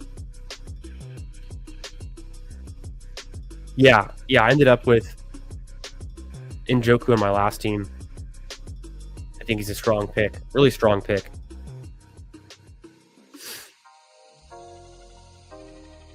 Yeah, for sure, Hartman. Had to do it to him. When you got Brian Thomas, you're going to want Trevor Lawrence a good amount of the time, even when you have Lamar Jackson. We'll get to Hartman's team soon. Oh. That makes sense. Jeremy wants more. Yo, Kevin Bach. What's up, Kevin? Hope you're having a great Sunday and a good 4th of July weekend. Good to see you, my man. Appreciate you being here. Yes, sir. Yes, what up, Eddie? It's the Best Ball Mania. We just finished the second one of the night and we're about to review everyone's teams. So stick around. It's going to be fun. We're going to be voting a 3, 4, or 5 on every team. 3 stars, 4 stars, 5 stars. Putt Daddy made it through. His Chihuahua's incredible. This is a Best Ball Mania. I'm getting into him. Who could have seen, Putt Daddy, who could have seen what happened? Pot heater withdrawals before Sunday. And it's Brian Campbell again at the top of the leaderboard. Winning in the playoff holes. Playoff hole. Of course, I pick Ben Griffin. Gets cut. What's going on? Aaron Rodgers. Sounds like a typical Michigan hater. Aaron the GOAT. Pretty much. Back-to-back MVP. DK Metcalf.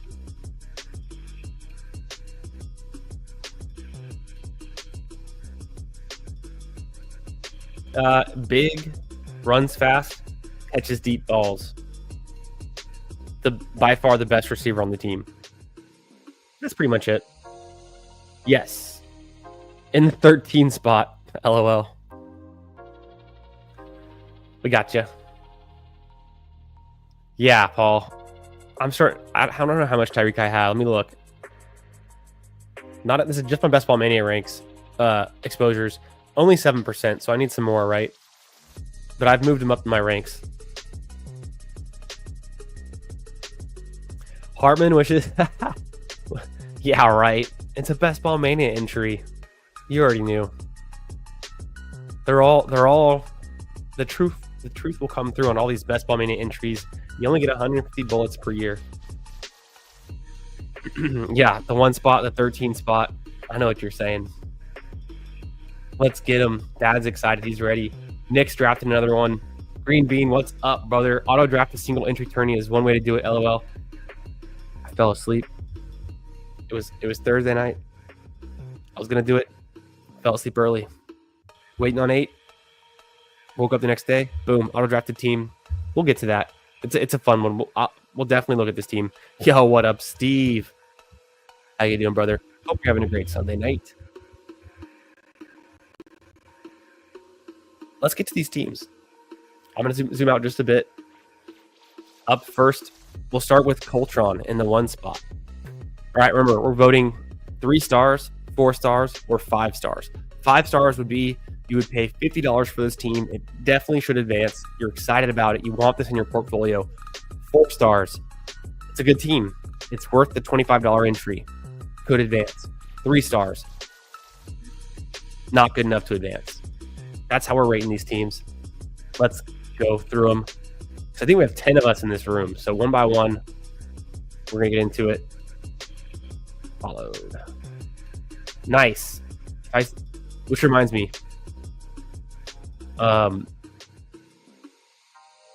Follow me on Twitter. At FFB Garage. I'll follow you back. Just best ball content, fantasy football content, all that good stuff. You'll know when I'm going live. Come draft with us. Okay, back to the official business. Coltron's team. 2582. Jalen Hurts, Joe Burrow. It's a lot of draft capital at QB, but if you can get Hurts at 49 and Burrow at 72, I'm back in. I like that. Breece Hall. Ooh, yes. I mean, you pull him up, but I like Breece Hall on teams. So to me, it looks good. And get different. You know, pull him up a little bit. How many Jamar Chase teams are going to have Breece Hall? It's a great question. DeAndre Swift. I like that pick. Warren Scattaboo. Nice value on him, too. Ramondre. It's a pretty strong running back room. Chase, T. Higgins, the double stack with Burrow at 72. Devonta Smith at pick 48, stacked up with Hurts. When I saw it happen, I liked it. Keon Coleman for the bring back week 17, and Josh Palmer for good measure. DeMario Douglas, it's a fine pick. Thornton, rookie, why not? Got to have a rookie receiver on your squad to win, apparently, most years. Alec Ayomanor. So 2 rookies. Goddard stacked up, so the double stack for the Eagles, and then Chig Okonkwo. What do you guys think? Is this a 4 or a 5? It's definitely not a 3. I think it's pretty solid. I'm not going to tell you what I think just yet. 2582 from the 1 spot. You get the double stacked Burrow. Pull up Breece Hall to get different. You also get Jalen Hurts double stacked. So I have not seen another team quite like this one. Team stacking Ayomanor and Chig. Team stacking Coleman and Palmer. And game stacking for week 17 against Philly. Team stacking Ramondre with DeMario Douglas. The mini bring back with Scattaboo and Thornton. the other mini with Hall and Hermandre. Let's see what we got. Oh, and the last pick was Harold Fannin. I forgot to refresh, so thanks for the reminder. Although you maybe shouldn't have mentioned that. Yeah, 2583. That math works out a little bit better. 4, 4, 4, or 5. Honestly, I mean, dang, it's hard to say 5 on the very first team because we're going through everyone. There's like 10 of us in here. Yeah, no, the Harold Fannin takes it down a point. It was gonna be a 5. Sorry, now it's a 4. Dang, this is. I'm gonna give you a 5. I'm gonna give it a 5. I really like getting different, bringing Brees back around to the front. The double stack with Burrows, pretty sick, hard to pull off. And then Hurts, so the double elite QBs. Solid running back room. Doesn't feel like the receivers are too weak either. Not the strongest receiver room, but hey, it's got Jamar Chase, T. Higgins, Devonta Smith. So you're not messing around. And then the tight ends look pretty good. I'm going to give it a 5, and then what we'll do is we'll come back at the end, we'll review all the 5s, and we'll vote on one of them. Maybe. Let's see how it goes. Very fun. Yeah, 4.4. A Bengals fan, though. Yeah, chat likes it. Solid 4s all around. I think it's borderline 5. Fun squad, no less. Definitely a fun one. VTG, aka Sports Poker Guy, the Bengals fan. Didn't get any Bengals on his squad. Or we'll see. Maybe he got Chase Brown. Mr. Shadow Dog says a 5 for sure. That's kind of what I'm thinking. That team was sick. I'd pay $50 for that team just because of the fact that you get Burrow at 72 with Jamar Chase probably alone is worth it. And then you got the Hurts pieces with Smith and Goddard, who I also like a lot. Jets fan. There you go. Okay, on to Sports Poker Guys team, aka VTG. 3663. It's a fun build. Hey, it won Best Ball Mania 4.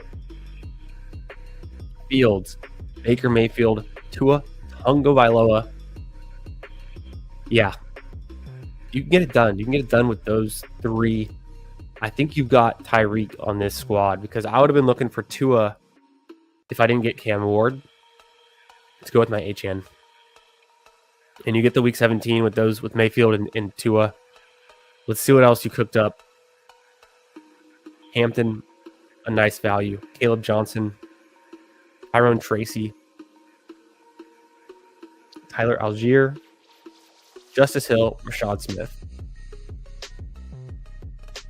Running back room, I think it's good with Hampton. It's strong up top. Not a truly elite running back room, but it could be with Hampton. We just don't know yet. And then Caleb Johnson, we got to see. I think it could be good enough, though. These receivers better be great, though. And I think they are. Justin Jefferson, Tyreek Hill, Garrett Wilson. So there's his first 3 picks. Very solid to get the Hill in the Waddle double stack with Tua. I like that. Garrett Wilson to stack with Justin Fields. Always a good combo in my mind. And then, yeah, throw in Justin Jefferson. I think Hartman ended up getting McCarthy, so I don't know if he sniped you, if you passed McCarthy at some point. But, that's what I consider. Just Justin Jefferson. You might want to have him stacked with McCarthy. You might not have to, though, if you've got this nice Dolphins double stack. And maybe Fields does it on the ground, gets it done in Week 17, and Wilson doesn't hurt having that piece either, season-long wise. Shakir, Yoshivas. So then, yeah, the 5 receivers through your first 74 picks. Put on the brakes, get Yoshivas late. Little Week 16 correlation. The 3 tight ends, likely Jonnu. So another Dolphin, or not another Dolphin. Not anymore. But they do play the Dolphins in Week 15. Likely Jonnu, Kate Otten. So another Week 17. Bucks piece to go with Baker.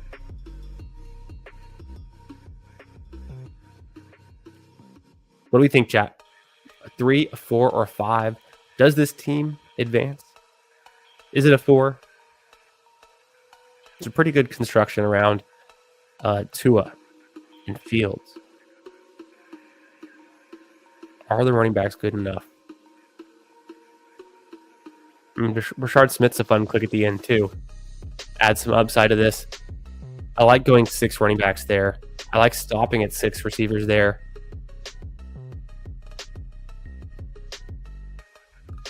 Some team stacking with the Ravens.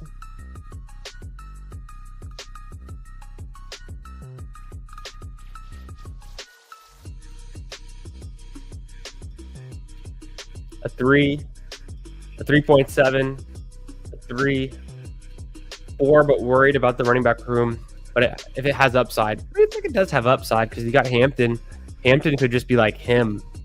Caleb Johnson. The Steelers typically do pretty well with their skill position players, especially running backs and receivers.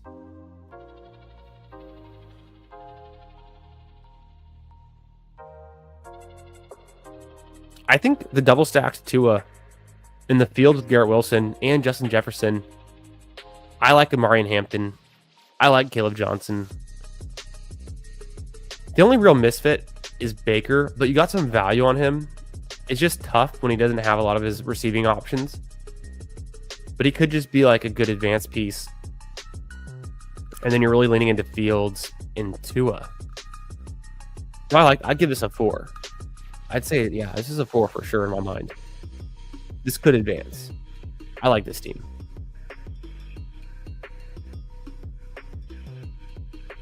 On to the next one. Let's keep it rolling. Hail Murray. We'll see you next time. Hardball. Catch you later, man. Alex Faded. Appreciate you drafting with us tonight. 4. 167 Johnny was nice, considering he's been going at 100 since the trade, and Fields could be elite. Yeah, Fields could be elite. There's a lot of upside there. And 167 Johnu. I don't know where to take Johnu yet. We're waiting for the bounce a little bit. Yeah. No, I would too. And you had plenty of firepower at receiver, right? So I like the 6 running back. This is fun.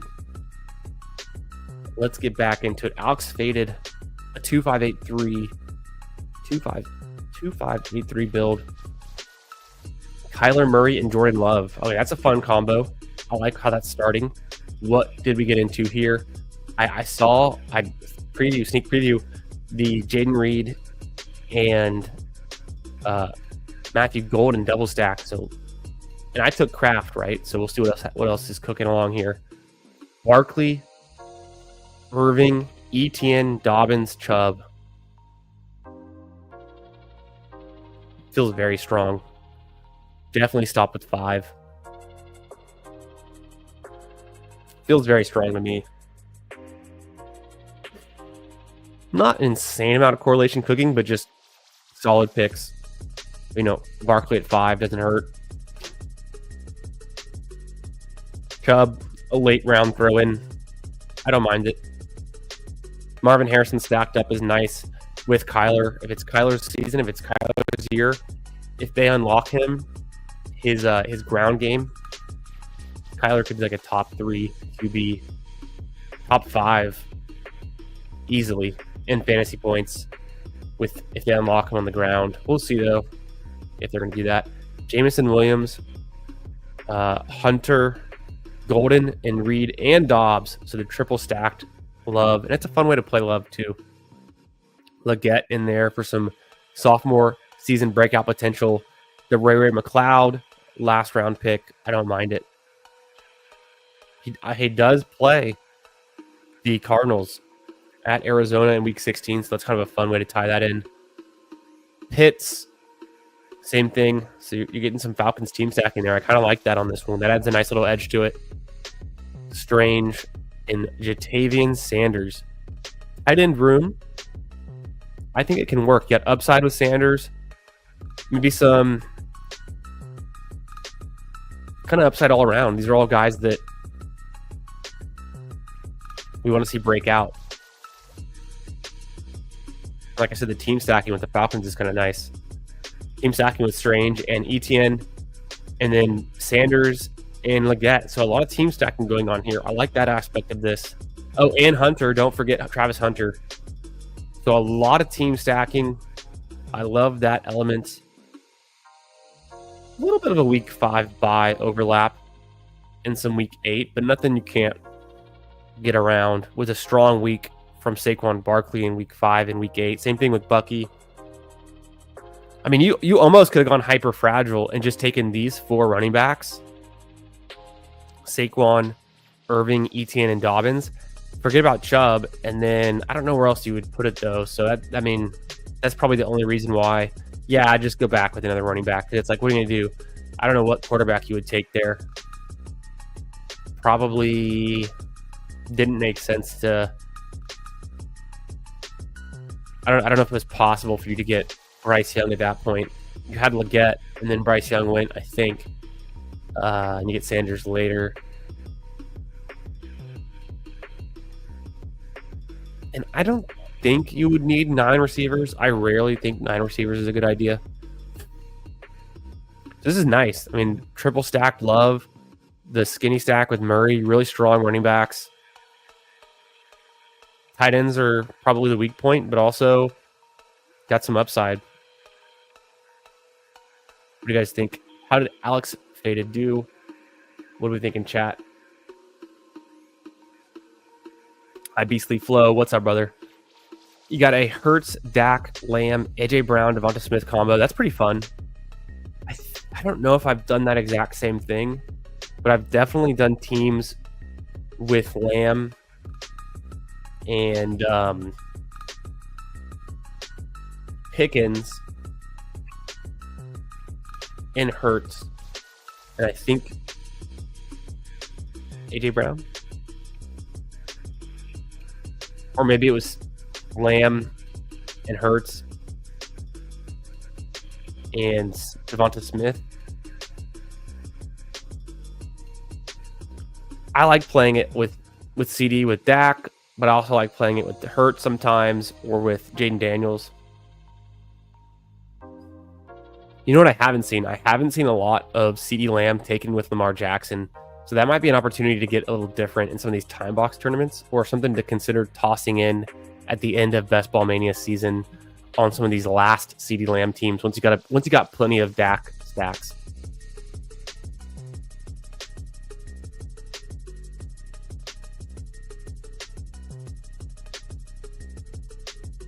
Pushing a 5 on Alex Faded team. Sick. 4. Mr. Shadow Dog says 2. Shadow Dog, we're ranking 3, 4, or 5. No one's drafting a 2 in this room. There's too many sharp drafters. 3.4, 4. Yell DWB Mania. What's up, guys? Just joining the stream. How we doing? We're doing great. Happy 4th of July weekend. Hope you're having a great Sunday night. Thanks for hopping in. Hope you're doing well. What are you drafting? Have you maxed the Chihuahua, the Dachshund? We just ripped 2 Best Ball Manias, and in this last one, there's like 10 of us in this room. So now we're going through everyone's team. We're giving it either 3, 4, or 5 stars. 3 stars probably doesn't advance. 4 stars could advance. Worth its entry fee. 5 stars should advance. Probably worth $50. Probably worth double the entry fee. That's kind of what we're doing. Having some fun on a Sunday night. Would have taken any dart at QB over Ray. I like the Ray pick. I came back around. I was not in on Ray McLeod until about a week or 2 ago. I thought more about it. I'm pretty in on Penix. Ray McLeod seems like the obvious wide receiver 3. He's got some contingent upside value. He did pretty fine last season. He plays the Cardinals in Week 16. So does Pitts. So I think it fits fine on this one. But I get what you're saying about the Week 5 bye overlap because of the Week 5. So that could be part of the issue. Or the Week 8 buys up top. But if you're not a bye week bro, you don't care, then this is solid. The QBs that were left, it would have been Dart, or who knows. So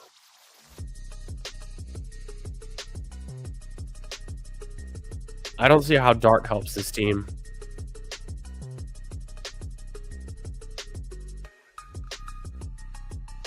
We have to look at the board to figure out like what other QBs were possible.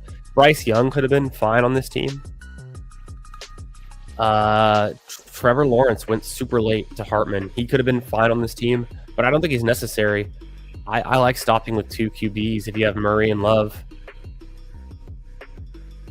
I think this is super solid. I like at least a 4. At least a 4 on this one. It's a good Saquon team. This is at least a 4. Probably a 4.5. Maybe a 5. I like it. Took a naked Herbert because he fell to 151. WTF. Yeah, I've done that before. Can you get Gadsden late? Can you get Conklin late? Is it worth throwing in? Well, QJ's gone by that point. So like QJ's already gone. But I've done things like that. And I think it's fine. Yeah. Not a bad point. Yeah, a lot of wide receivers, but some bye week overlaps with the week 8s, the week 5s. 8 receivers. I get what you're saying at some point. How much does the 8th add? It does depend a lot on the Green Bay passing game, but I think it's a pretty good bet to make. Jordan Love, we're 1 season removed from Jordan Love putting up 200 yards, 32 touchdowns, 4 on the ground, like an incredible season. He had the ankle injury early last season, kind of hampered him, maybe part of why the Packers ran the ball so much. Josh Jacobs just ran the ball a ton. Does he do that again? I don't know. I think they can. They just draft. I mean, they're kind of tipping their hat. They just drafted Matthew Golden and Savion Williams. So they're going to be passing the ball a good amount. And then you have also Luke Musgrave coming back from his injuries. So even more in the passing game going. I think the Packers could pass it more than they did last year for sure. They ran the ball a ton. Good offensive line.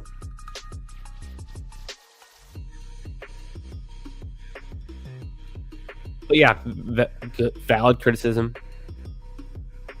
Go-to roster construction on this year, I think it happens to be a 3-5-7-3 is my most common among all tournaments. For Best Ball Mania, it's been more of a 2-5-8-3 or even a 2-6-8-2. For Best Ball Mania, you're more of a 2-6-8-3 kind of guy. Yeah, I like that. Most of the time, I feel good enough with 7 receivers, though, that I like to throw that extra receiver spot into a QB. Yeah, like you're a fan of like the 2-5-8-3 build or 2-5-7-3. I like those. Oh, if you have Hampton, then that's solid too. Team stack. I like Hampton with Herbert. It's fine. Yeah, for Jeremy, 100% pushing 5. No, valid criticism for sure. And giving it a 5, very strong. So, love it. It's a fun team, Alex. Let's move on. The what? I think he's still around. He was in here earlier.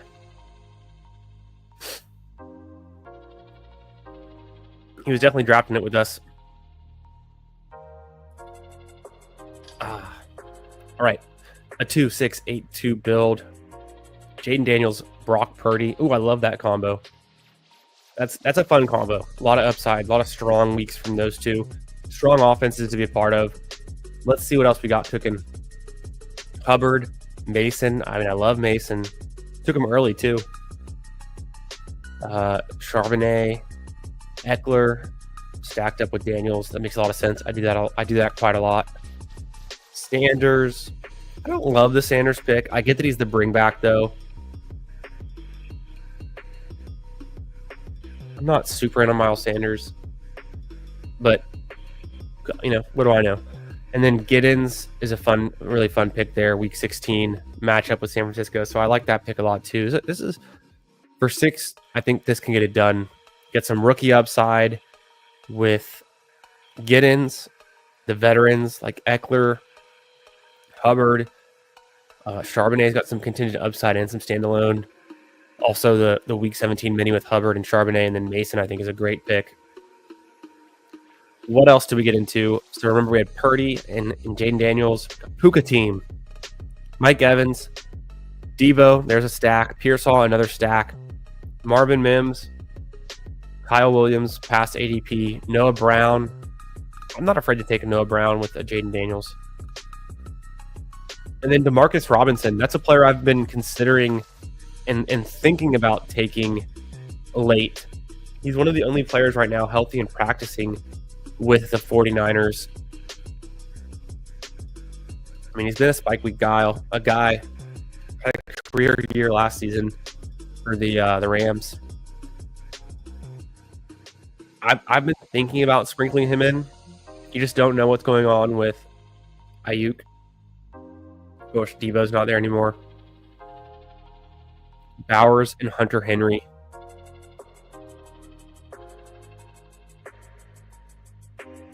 I like your quarterbacks a lot. I do typically like to stack up either Puka or Evans, with those Stafford or Baker. Baker's kind of expensive though, so I don't hate the fact you didn't get Baker. Stafford's usually cheaper though. The point when it came to Stafford though, you're like, okay, I've got Purdy, I've got Daniels. I don't need to take Stafford. So that's probably what happened there. Just go with two QBs, and that makes a lot of sense. You had Pearsall, so then you connect the dots and went to Purdy right at ADP. Makes sense. Bowers, again, with Bowers, I like to have him stacked up with Geno. It's kind of fun to do, but he also could just be like a really strong piece on his own. What do you guys think in the chat? The 3, 4, or 5? How do y'all like the what's team here?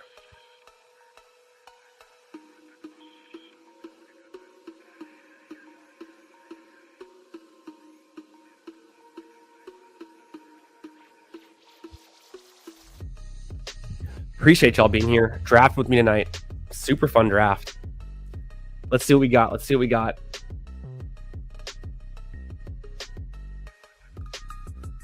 Purdy Thief. Jeremy was not happy about that. So it gives you a 3. Ooh, sour. Or he says 3, 3.5. Bowers kind of saved it. No, sometimes you see these teams with the elite QB and the elite tight end, and it's like, where did all the pieces go? But then when you see, okay, it's got Bowers in there, got Jaden Daniels, so some really a lot of strength at the onesie positions. Shadow Dog saying 2.5 on everyone's. I guess that's just what he's rating everyone's this. So 3.6 from Hartman. I didn't know we were doing decimals. I guess we'll round up. That's a 4. Peanut Punch likes it, gives you a 4.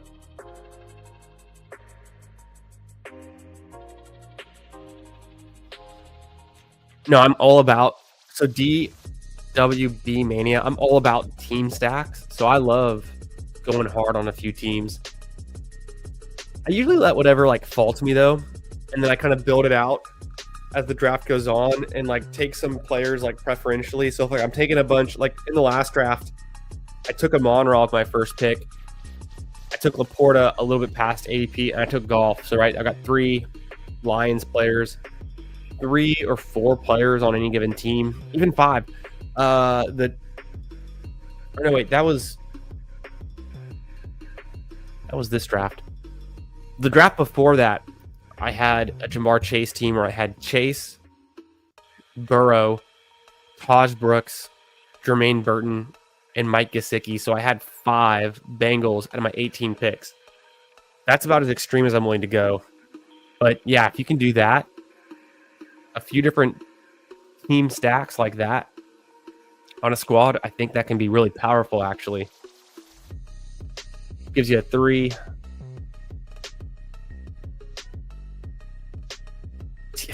If something happens in McLaurin, so you have the Noah Brown contingent upside, and we've seen Noah Brown spike with Stroud before. Can you get it done with Jaden Daniels? And I like the Devo pick. With Brown's MRI, did everything come back clean with Brown? Amon-Ra St. Brown? Yeah, Robinson got a DUI, so might get suspended for if they're good.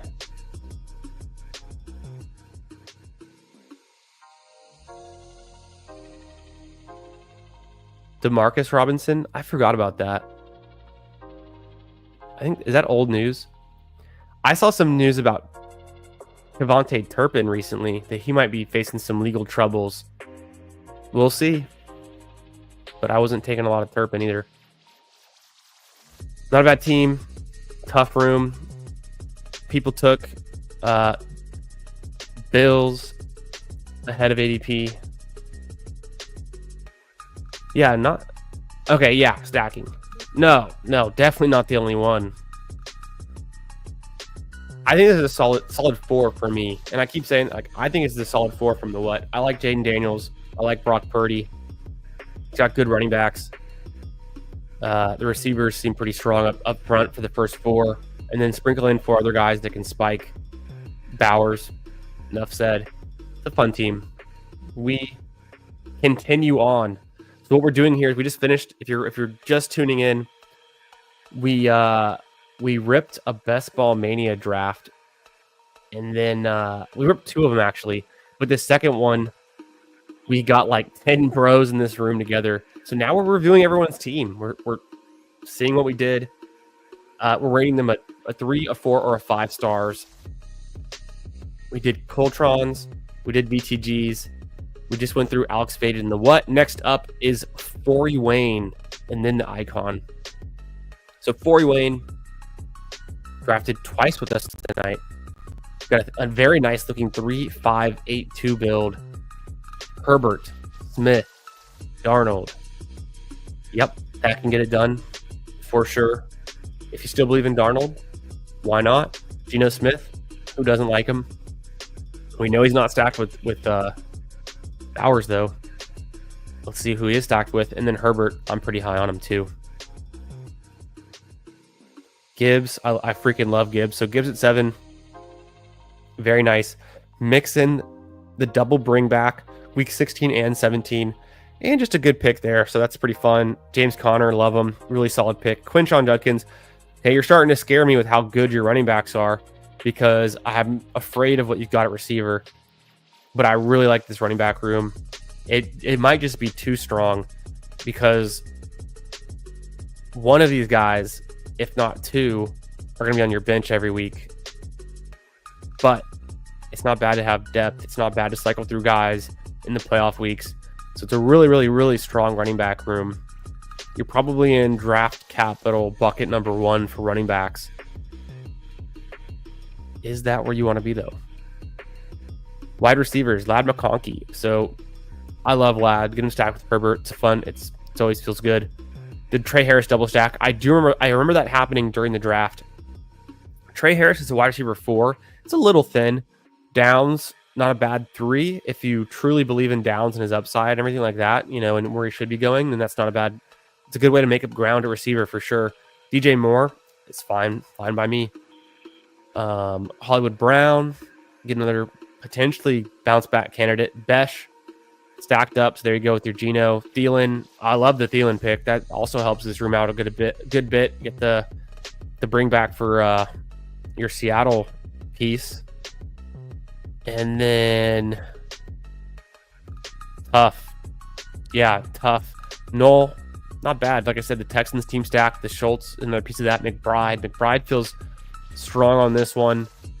To get McBride as an elite tight end and then that many strong running backs, I think that's what hurt you at receiver. But I don't hate your receiver room. I think this receiver room can actually work. It can definitely work. The Herbert double stack can power through. Downs being like a year 3 breakout. DJ Moore holding his value. Hollywood Brown a bounce back. Besh being a good rookie breakout. Or Knoll. Thielen, he's obviously good on a per game basis. McBride and Schultz is plenty at tight end. The running back room is sick. You got the team stack with the Cardinals, James Conner and Trey McBride. Najee Harris, another piece of the Chargers. So the team stack there. Gibbs, You know, it's tough because then I don't think Darnold connects anywhere. So he's more of an advanced piece because of the. I don't know what Darnold does for this team. He could have just stopped with Geno and Herbert, but maybe he didn't feel strong enough about those two. And it's like you're already good at tight end and running back. And receiver feels fine. It's probably not the right choice to go 9 receivers. So maybe it just made sense to get Darnold there. Maybe got sniped at some of the other choices for quarterback earlier on. No, this is a fun one though. Really strong running backs. You know, all I can say is, and what do I know? But maybe if you swap out like either Judkins or Connor for a receiver in that range at pick 66 or 79, could help a little bit. And maybe if you didn't have, or the flip side of that would be like if you didn't take Najee at 114, and you could have got a QB like a Drake May on the front end of this one, or I think I took Goff before you had the chance to get him with Gibbs, but maybe you could have gotten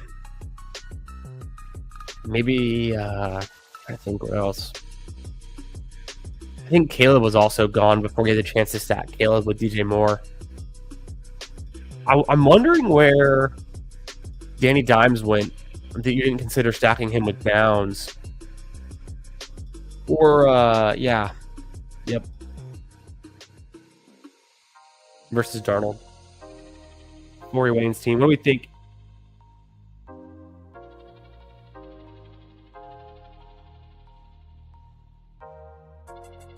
No, I did hear that. Yeah, I did hear that. I have not been drafting Noah Brown since I heard about that.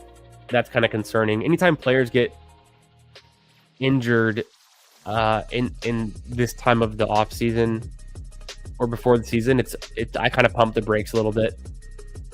Yes, get into mine very soon. We're getting through everyone's in the room. Solid 3 wide receiver room, 2 week for me. Got a 4 from Peanut. Yeah, strong everywhere. I think the receivers could be good enough though. 3.5 rounds up to 4, so looking good. 3.2 round down to 3 from Hartman. Some tough graders in this room, but that's how it is. It's a tough room. 3, but love the Thielen. I like Thielen early. Yeah, I like Thielen early too, and you got some value on him here. A couple picks past ADP. I mean, his ADP, he's been rising, right? That's where Thielen used to go, as pick 175. If your wide receiver hits, you can definitely make a push. That's what I was thinking, like kind of what I was describing around. If Besh is good, if Brown bounces back, if the double stack on the Chargers is what you need, if Downs can make the year 3 leap, if Thielen is still good, if Noel has a role in this offense for the Texans, there's a lot of contingent, like or kind of different things, but also it's a big team bet on the Chargers, which simplifies it a little bit. And then you get some Cardinals in there, some Texans in there. Gibbs is already going to be good. So it's not like the most complicated thing to have to make it hit. Yeah, if Thielen can hold it down for the first month or just like the whole season. So I like this one. Tough. But no, I think this is worth it because the way I like to build, it's like this is a Herbert team with sick running backs and Trey McBride. And all of these bringbacks with the Texans, the week 16 and 17, it's correlated. It's a huge bet on Justin Herbert. This is a 4 for me because I wouldn't mind having I build Herbert teams like this. Maybe not as strong at running back, but definitely kind of in this kind of same theory. So I like this one from Forey Wayne. Let's get over to, we'll catch you next time, Welcome 101. Let's get over to the Icons team, AKA, also known as Jeremy. What if sub Sam for a tight end? That could be true. That could be true. Likes the first team. Yeah, Shadow Dog likes the first team. First team was very strong, no doubt. The Icon. 2583 build. Josh Allen, Caleb Williams. That's a fun combo. McCaffrey. I mean, I already like it. At pick 9, yes. James Cook stacked up with Josh Allen should be good. B-Rob, fine there. Roschon for a bring back a little early. I'm not super in on Roschon, but it makes sense in this build. I guess with McCaffrey. So you got to hope that Roschon does something. Maybe has what people call the Montgomery role in the Ben Johnson offense for the Bears, for the new Bears offense. But I'm not really sure. I'm not sure what Roschon's upside is. Will Shipley seems fine. Get the week 17 with Buffalo, so it makes sense. I see what you're doing there. AJ Brown, okay, that makes a ton of sense. The week 17, so another team stack. The Eagles, Odunze, get him stacked up. Caleb, right? So Caleb and then McCaffrey for the bring back with Roschon and Odunze, Juwan Jennings and Brandon Ayuk. So getting back into that game, that week 17 game at San Francisco against Chicago. I'm not drafting a ton of Ayuk. I'm a little bit worried about the injury. His slow start to the season last year, hey, if you're just gonna keep taking a bunch of these players in this week 17 game, I don't mind it. That's the whole reason we're here, is to win in week 17. Cooper Kupp, got him 10 picks, 11 picks past ADP. I almost drafted him after you did, so that makes sense to me. If you would have taken him, I would have considered it. It's a good value on him to get him there. Still had some spikes last year. On a new team, should run the ball a lot, but I don't think he's completely dust. He's still draftable, and I think in that range is the place to do it. Quentin Johnston, good value there. Michael Wilson, I think he gets a good amount of snaps. Should run a good amount of routes too. Darius Slayton, everyone's favorite late wide receiver pick in best ball. Kincaid with the stack, Lovely with the stack, and Kmet. So double taps the Bears. Pretty fun. It's a fun way to play it. Tons of Bears and San Francisco pieces. And then he's even got a good amount of Bills and Eagles. It's 2-5-8-3 build. Some good ADP values too. Notably, 10 picks on Kupp. Another 12 picks on Johnston. A little bit later, but still. Slayton passed ADP.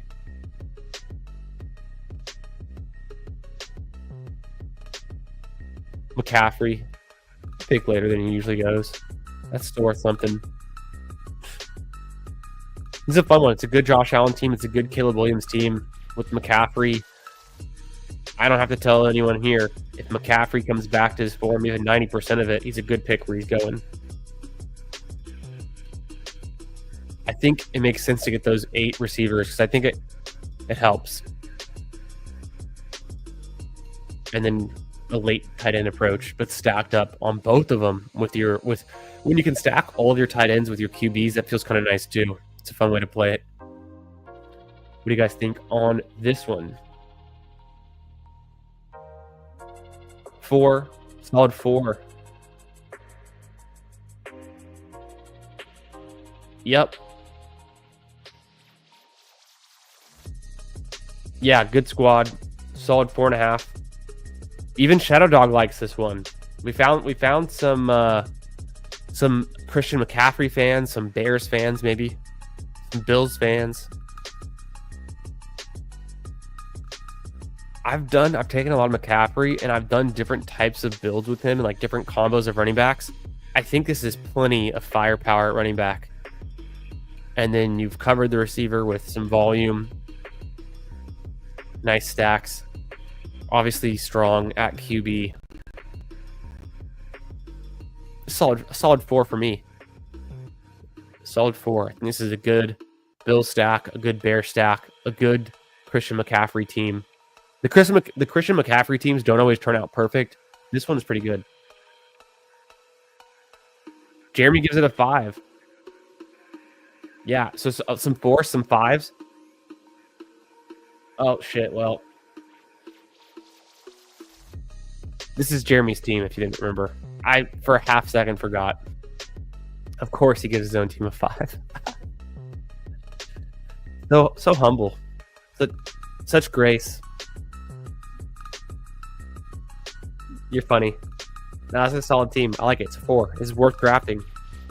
I think it works. Who we got next? The Candyman. Me. I think we already reviewed this team. So let's review it again. It's been an hour. Whew, sweating. Loveland Komet. Yeah, it's kind of a fun combo, right? They can both hit. They can both be good. Season long, ping pong in between the two. I drafted a 3-5-7-3 team. One of my preferred structures. Jared Goff, Cam Ward, Aaron Rodgers. A lot of pocket passing there. 3 different QBs, could get it done. No overlapping buys. Some, mid to late guys. So like Goff, and then late Ward, late Rodgers. I'm pretty in on Cam Ward. I think he's good. I'm not out on Aaron Rodgers, but I wouldn't blame you if you were. The week 16 correlation right there. So there's something going on already. Gets Achan. I get Achan. Chase Brown, 6 picks past ADP is pretty sick. The furthest I've ever seen Chase Brown go, I think, is pick 35, but anytime he goes in the 30s is pretty sweet. Harvey, fun to get on teams. Tootin, also a fun click to get on teams. He goes right there after I took Harvey in my running back room, and that's a week 16 matchup. The Jaguars versus the Broncos. Jaden Blue. I'm super in on Jaden Blue. Some people don't see it yet, but he's electric. He's a fun click. Dallas offense going to put up points. You're going to want someone who can catch passes and isn't complete dust. So when it's Jaden Blue versus Dust Williams or Dust Sanders or a fullback or a 29-year-old 150-pound receiver, Turpin, who's a special teamer and has never actually done anything, who just got into legal trouble, give me the rookie out of Texas, Jaden Blue. 14 total touchdowns last season. He had plenty of yards. Plenty of fumbles, too. That's what you get. Amon-Ra St. Brown, DK Metcalf, Calvin Ridley.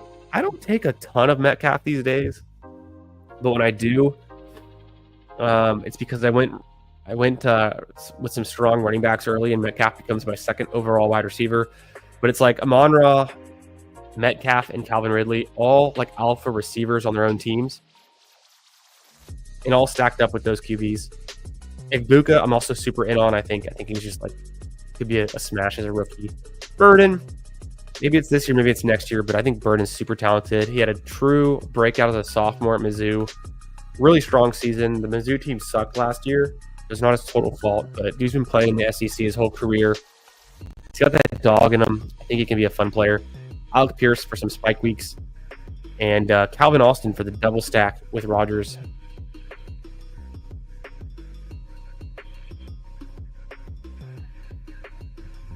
I was between Calvin Austin or taking Keenan Allen or taking... I could have taken Coker. Coker goes undrafted. The double stack with the Amon-Ra and Laporta, and then Tucker Kraft is a nice little pick there. A little bit of fall ADP value, nothing crazy. Juwan Johnson with my last pick for a bring back with Cam Ward and the skinny stack to Calvin Ridley. But I think Juwan Johnson's also a really solid pick this year across all tournaments, all teams. Could be a really solid tight end 2 or even 3 for your team. Or like Mike Corgi, he could be a great solo tight end. We're going to get my Corgi build right after we finish these reviews. I fell asleep on Thursday night, and I auto-drafted a Corgi off my ranks. I set positional limits, but not the right combo because I ended up with a 2-8-7-1 build with Corgi. So we'll get into that real soon. What do y'all think about this one? The QBs, Goff, Ward, Rodgers. So double stack Goff with Laporta and Amon-Ra. Skinny stacked Cam Ward with Calvin Ridley, and then double stacked Rodgers with DK Metcalf and Calvin Austin. I didn't get the Week 17 bring back I didn't have any Cleveland pieces. I did have, got the Pitt versus Detroit in Week 16, and then in Week 15 against Achan. I got the little mini week 16 with Cincy and Miami, 16 with Denver and Jacksonville.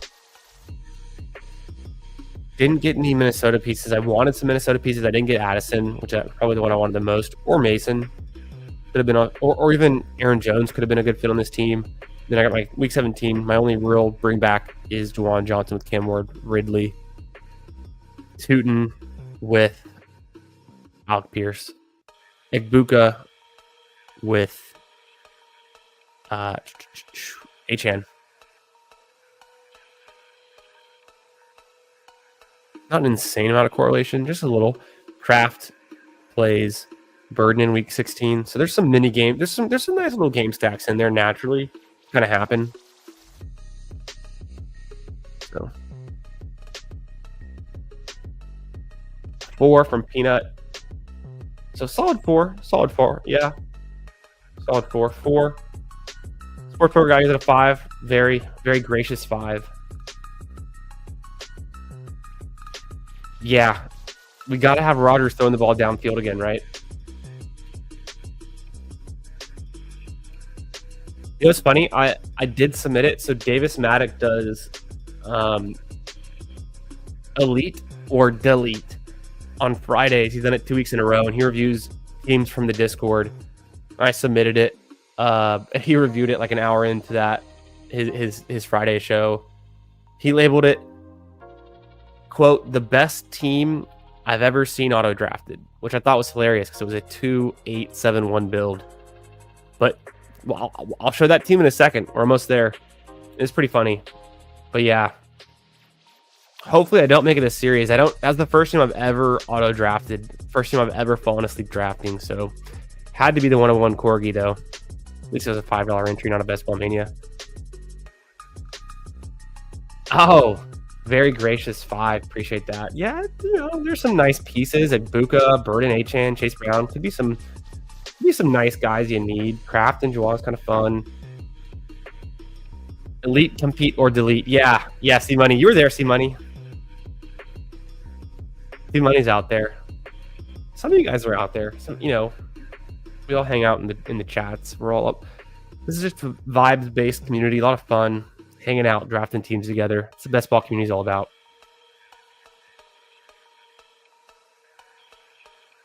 Oh, yeah. That'll happen. Yes, sir. Yep. See, Money, did you have any teams that you've gotten reviewed in either the last 2 weeks? So I appreciate that. So, I give myself a 4 on this one. I like it. I like the feedback. I think we need Rodgers to hit. It's a fun team. Next up, Hartman from the 11th spot.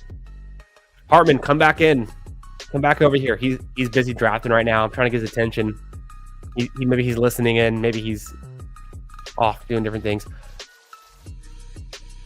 But he's definitely drafting some Chihuahuas tonight. He's trying to max it. He's probably triple tabling right now. Thanks for drafting with us, Hartman. Looking forward. Yes, I knew it. He's listening. Appreciate you, Hartman. Looking forward to drafting with Hartman and JT this Tuesday night. We're going to be drafting together. See, called it. Hartman, I knew it. I could sense it. I could sense that Hartman is triple tabling, double tabling right now, quadruple tabling some Chihuahuas. Go fill the Chihuahua if you can. Good luck all.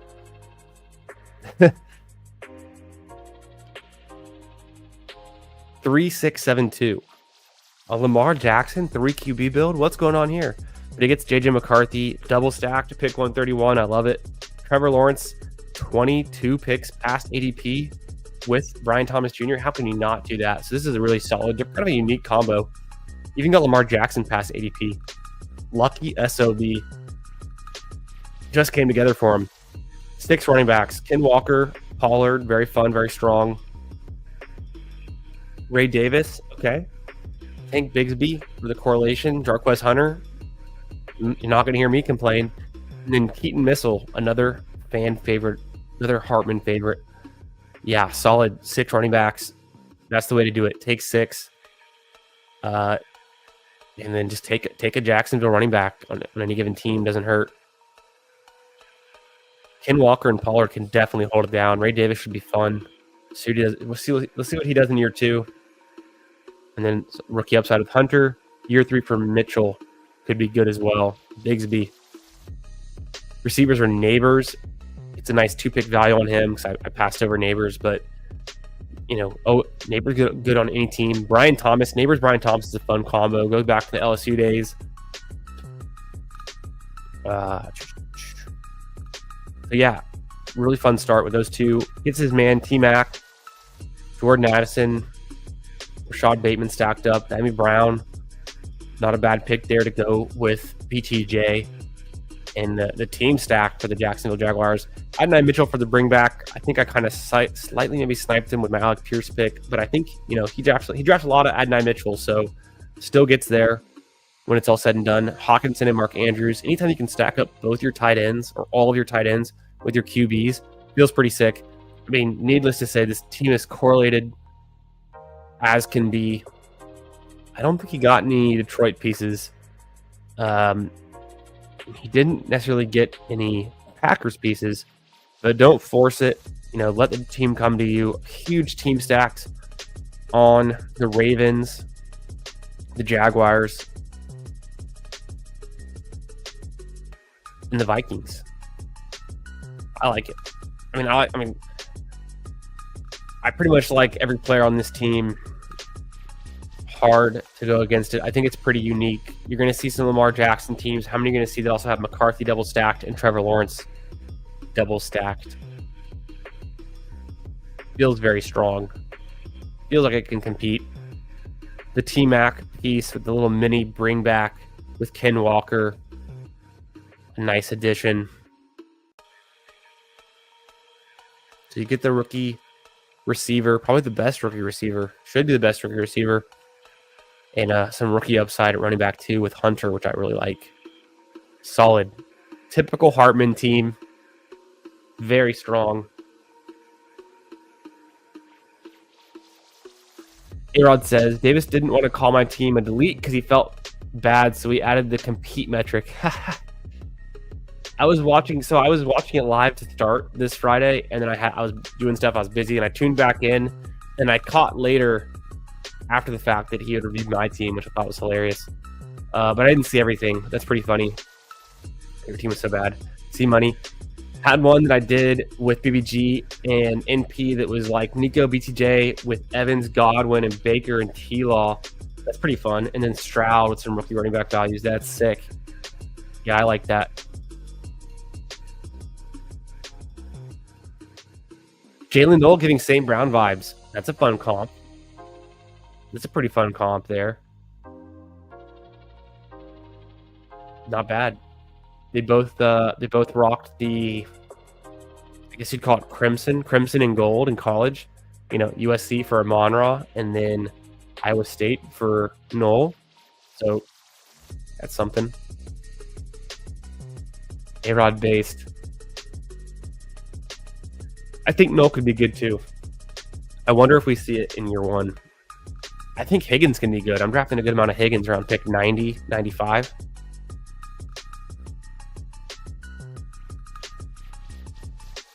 Solid 4 for Hartman. 4s, 4.2. I have a Bucks team like that. 4.2. Arby's a little bit weak, but decent squad though. I like the double stacks I got though. Yeah. I mean, it's rare enough. I think the luxury of picking out of the 11 spot is that it's really easy and it can be really nice to make insanely good Lamar Jackson, JJ McCarthy, and or Trevor Lawrence teams. But I haven't seen it done on one team before. I've drafted Lamar with McCarthy or Lamar with Lawrence. I don't think I've done it with all 3. So I think that's kind of a unique, fun spin on it. And then I honestly don't think the running backs are too weak if we're expecting Kenneth Walker to like smash in a run-heavy offense with Mike McDonald and the new OC they got there. And Pollard behind a really strong offensive line. Pollard gets a ton of touches. I think the Tajay Spears hype might be a little bit overblown. I was drafting a good amount of Tajay Spears when the summer started, and I kind of backed down from that a little bit because I'm more of a Pollard believer than anything, I think. So I would give this one. This is because it's kind of unique with the values. Getting T-Law late. This is more of like a 4.5 for me. I would put this. It's like borderline 5. I like this team. P-Punch. Peanut Punch. Thanks for drafting with us tonight, man. Thanks for being here. Appreciate you all being here. Appreciate y'all slapping the like, getting in the chat, saying what's up, being subscribed to the channel. Super fun. More fun drafts to come all summer long. Let's review P-Punch's team, and then I'm going to show you my corgi.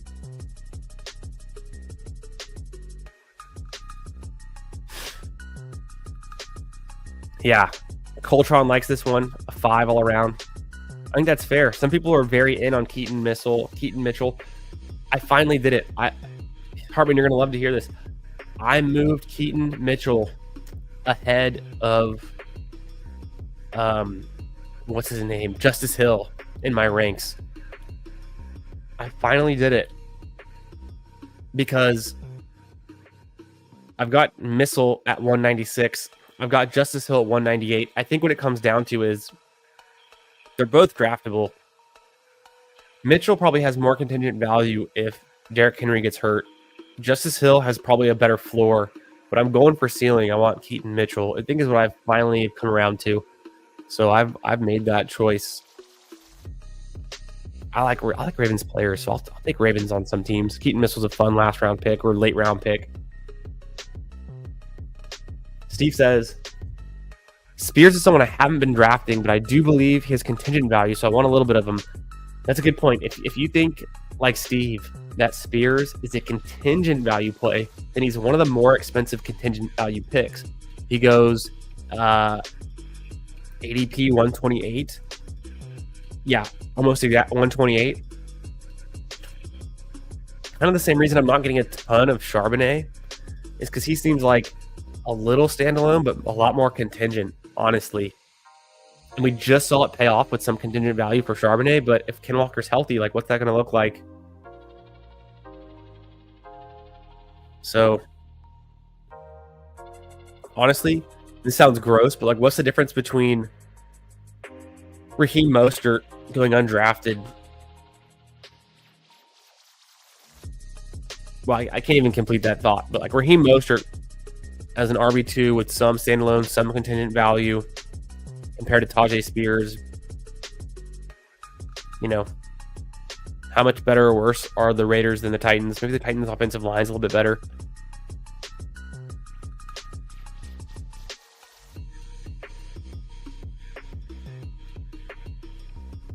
Anyways, just a random thought. I don't know how much I believe that, but it just the price discrepancy of like Mostert undrafted, Tajay Spears, pick 127.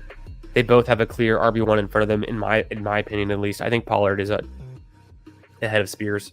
Some people think Spears is like pushing him to compete, but I'm not really sure about that.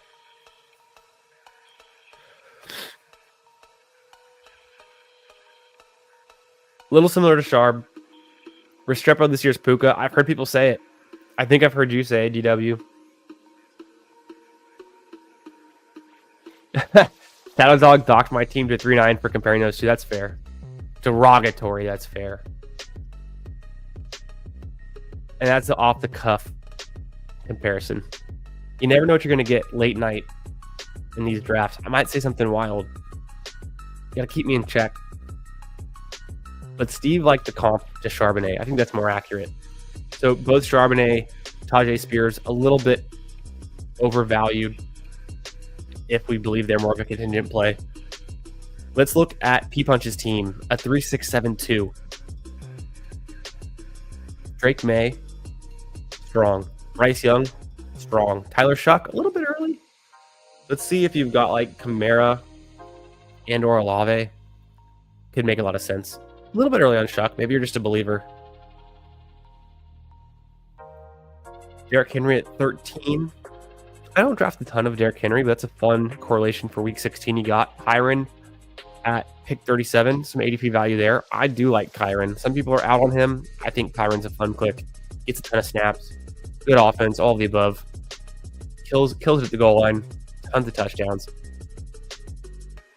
Anderson, fun click, nice, goes with May. Garindo, I've gone back and forth on Garindo. I think, I'm starting to believe more that McCaffrey's like good to go, and so that makes me a little bit more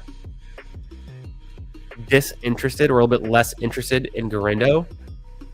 But he is good. He's explosive. He's good when he gets the ball in space. He's a good pass catcher, so maybe he has some value. It's a good enough offense. Jalen Wright. I don't love Jalen Wright. I didn't see a lot out of him last year, but people do like him. I liked him last year before I saw that the Dolphins had never used him. Dylan Sampson, great pick. Can't argue with that one. Six running backs for the Derrick Henry and Kyron Williams. I might have skipped one of Garindo or Wright and maybe stuck with 5, but this is perfectly fine. Pretty strong. Nico Collins, Jackson, Smith, and Jigba. Olave, there we go. Get the Olave stack. Oh, and Shaheed. So I see the double stack now. Yeah, I think if you do take Olave and Shaheed, you're probably going to want Shuck. That makes a ton of sense, and lock him in. Get your third QB, kind of a mid to late QB build, just like I did. So this makes a ton of sense to me. Diggs stacked up with May. It's a good pick. I remember I considered taking Diggs and then didn't do it. Mooney there. I think it's a good pick. Great pick. Keenan Allen. I almost clicked him. I think it fits on this team. Fits on most teams. Could be a nice payoff. So the Nico Collins and Jackson Smith and Jigba. So didn't get Stroud on this one. Maybe just didn't come together. Then you pivot to Bryce Young. Where's the... Yeah, tough. I see Bryce Young can have some standalone value, but it's tough when he's not connected with any other pieces. I would have tried to throw in Coker at the end there for sure. I would have taken Coker over Keenan Allen for this build because you got Bryce. But that's kind of like, I don't think you have to. You can just bet on your Shuck for week 17 and your team stack and your Drake May, and then Bryce is kind of an advancement piece or another piece to fill the gaps. So you don't need a ton. So maybe, you could just play it through. You could have just played it through May and Shuck, really. Maybe you're trying to get Bryce with like a Thielen or some other pieces and it just didn't work out. Just got sniped. Njoku's a good tight end to hold it down. Mason Taylor, fun. Gives you the week 16 and the week 17 bring back. So that's pretty sweet, actually. A nice little piece there. You do get the week 9 buy overlap, but it's just tight end. And hey, famously, I've heard you don't win any money in week 9. So it's not going to kill you to miss out on a tight end score in that week. P-punch with the team. Oh, the wife distracted me. Excuse. I've been there. I've had the dog distract me. I've had the kids distract me. I've had the wife distract me. Typically, I like to draft my best ball teams late at night like this when everyone's asleep. The kids are asleep. The dog's asleep. The dog's actually right here. You guys can't see her. I think I showed her on stream on last Tuesday or Wednesday. Whenever Hartman and JT and I drafted last week on the channel, I showed off the dog. She's asleep. She looks super cute right now. But yeah, everyone in my house is asleep. That helps. Otherwise, if I'm drafting and people are awake, impossible to get 40, 50 minutes without something going on. So I know how that goes, though. Samson's supposed to be a tight end. Bro, I like the Samson pick.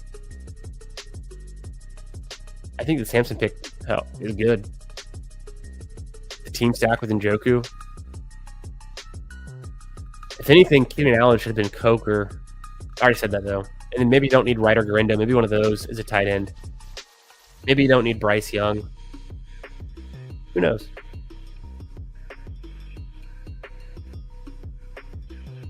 I don't know, though, because Wright didn't even have standalone value last season. He didn't catch any passes, didn't score touchdowns. He didn't really do much.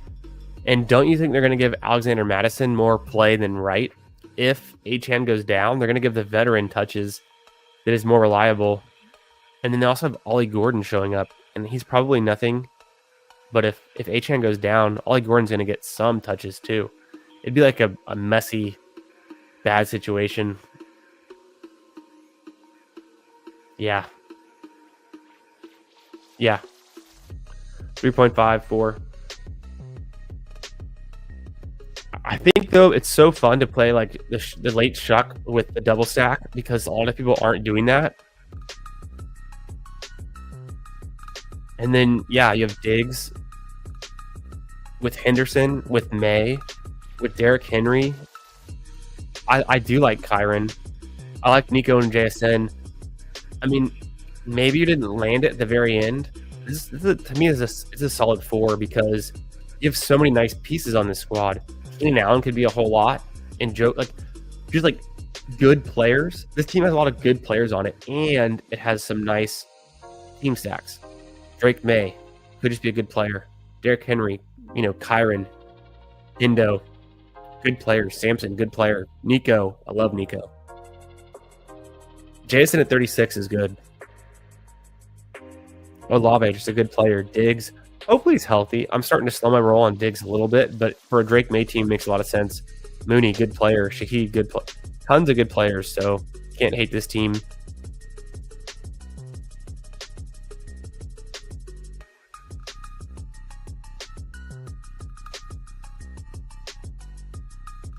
Yeah, we'll have to see. I want to hear more about what's going on in Miami. There's still plenty of time to see how that unfolds. I think it's Achane or nothing. But there has been a roll before, like you said, with Mostert. Yeah, man. Appreciate ya. We'll be drafting again soon. I'm about to review my Corgi. It's a team I fell asleep drafting the other night, on Thursday night. Let's get into it.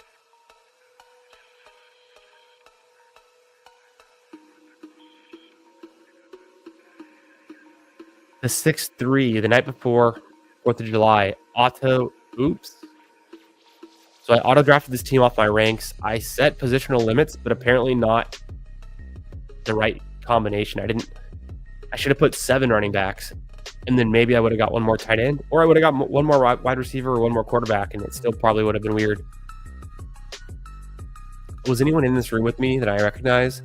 I don't think so. I don't think I saw any names. So when I fell asleep, it was waiting on 8. Waiting on 8 for the Corgi. Boom. Fell asleep. Phone in the face. Woke up the next day. I was like, I'm pretty sure I entered a Corgi. I did. And I slept through it.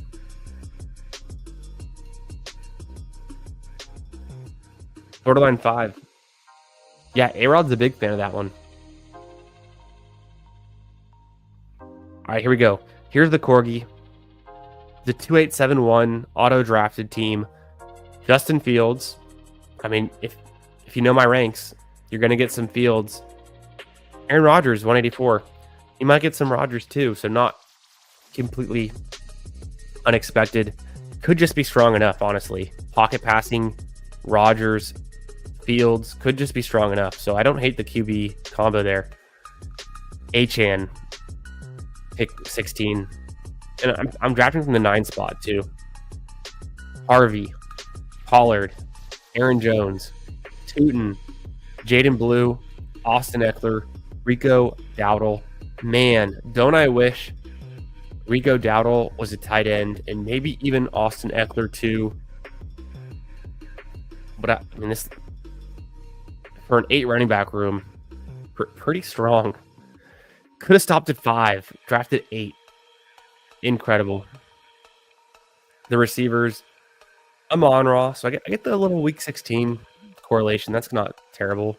I also get a mini with Amon-Ra and Aaron Jones in week 17. So you don't hate that.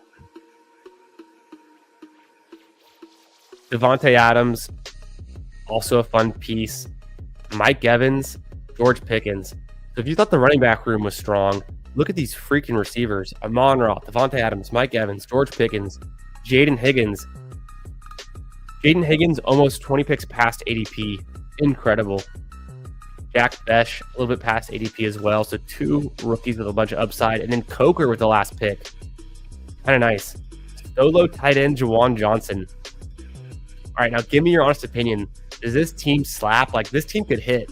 This team feels pretty freaking strong. I just wish I wasn't sacrificing so much at tight end by having only Juwan Johnson.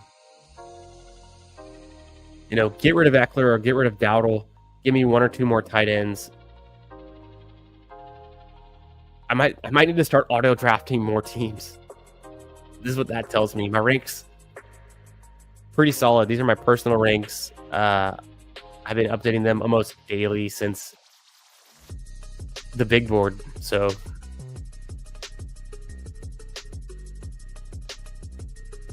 yeah, incredible running back room, right? When have you ever seen an 8 RB room? If this team wins the tournament, I don't know if that's good or bad. Didn't the Corgis for what? 25,000? 25,000 up top. If this team wins 25,000, or even if this team wins 10th place for 1,000, then I probably should be auto drafting more teams. Pretty funny stuff, though. I think Higgins at pick 112 is sick. In the receiver room, Amon-Ra, Adams, Evans, Pickens. Smoking. Pickens at 57. Mike Evans at 40. What the hell are these people thinking in this room? What was going on? I was asleep. I have no idea. Wish I knew. If you'd fall asleep and all, I know, that's what I'm saying. It slaps, right? It's a pretty fun team for having no tight end. 3.5. Okay, I'll take it. Round up to a 4. Sickest auto I've seen. That's what people are saying. Shipper. Bro, it'd be so funny. Yeah, obviously too many running backs. I set positional limits. Does anyone in the chat know? If you set positional limits, it doesn't limit you from actively drafting, right? It just limits you from auto drafting. So if I would have set my positional limits to 6 running backs, I could still draft 7 if I'm actively clicking players, right? Like in a different scenario. Because if you guys let me know that, if you have any experience with that, I might go and adjust right now my positional limits. Because I'm only a little bit afraid right now that, like, oh, I actually do want to build like a 2-7-7-2 team. And then I go to click a running back and it hits like a 4th tight end because or whatever. A 3rd QB that I didn't want because I have positional limits that I can't take 7 running backs, even on active clicks. I know, right? I know. That's what's funny is Juwan actually could be. He's got no tight end competition. The Saints, you know, where the target's going to go, we just don't know. I know. I got lucky on this one. It's pretty funny. Only badge in the room. Only red badge, which is hilarious. And Slitty M was another badge, but this team was drafted at like 9:30, 10 p.m. on Thursday night. I just had a long day. I was exhausted. I fell asleep. I was trying to draft this team. Sleeping at my parents' house the night before 4th of July. Yeah, actually, it was, yeah. Positional limits also ignore the queue.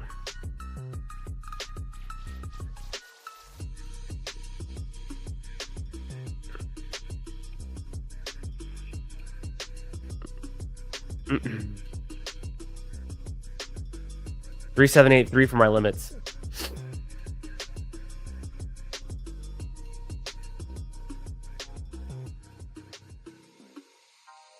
Yeah, that's why I'm not really messing with my positional limits, because that's the first time I've ever auto drafted, and I let players draft from my queue all of the time, which I think I already knew this answer, so that's why I've been not messing with my positional limits. For my positional limits, it's like only 3 QBs, apparently 8 running backs. I think I set it to 9 receivers, and then I think I have it at 3 tight ends. but it was set at 8 running backs. I moved it to 7. But I bet you this team, like, it probably would have drafted another receiver or quarterback if it didn't get that Rico Dowdle pick.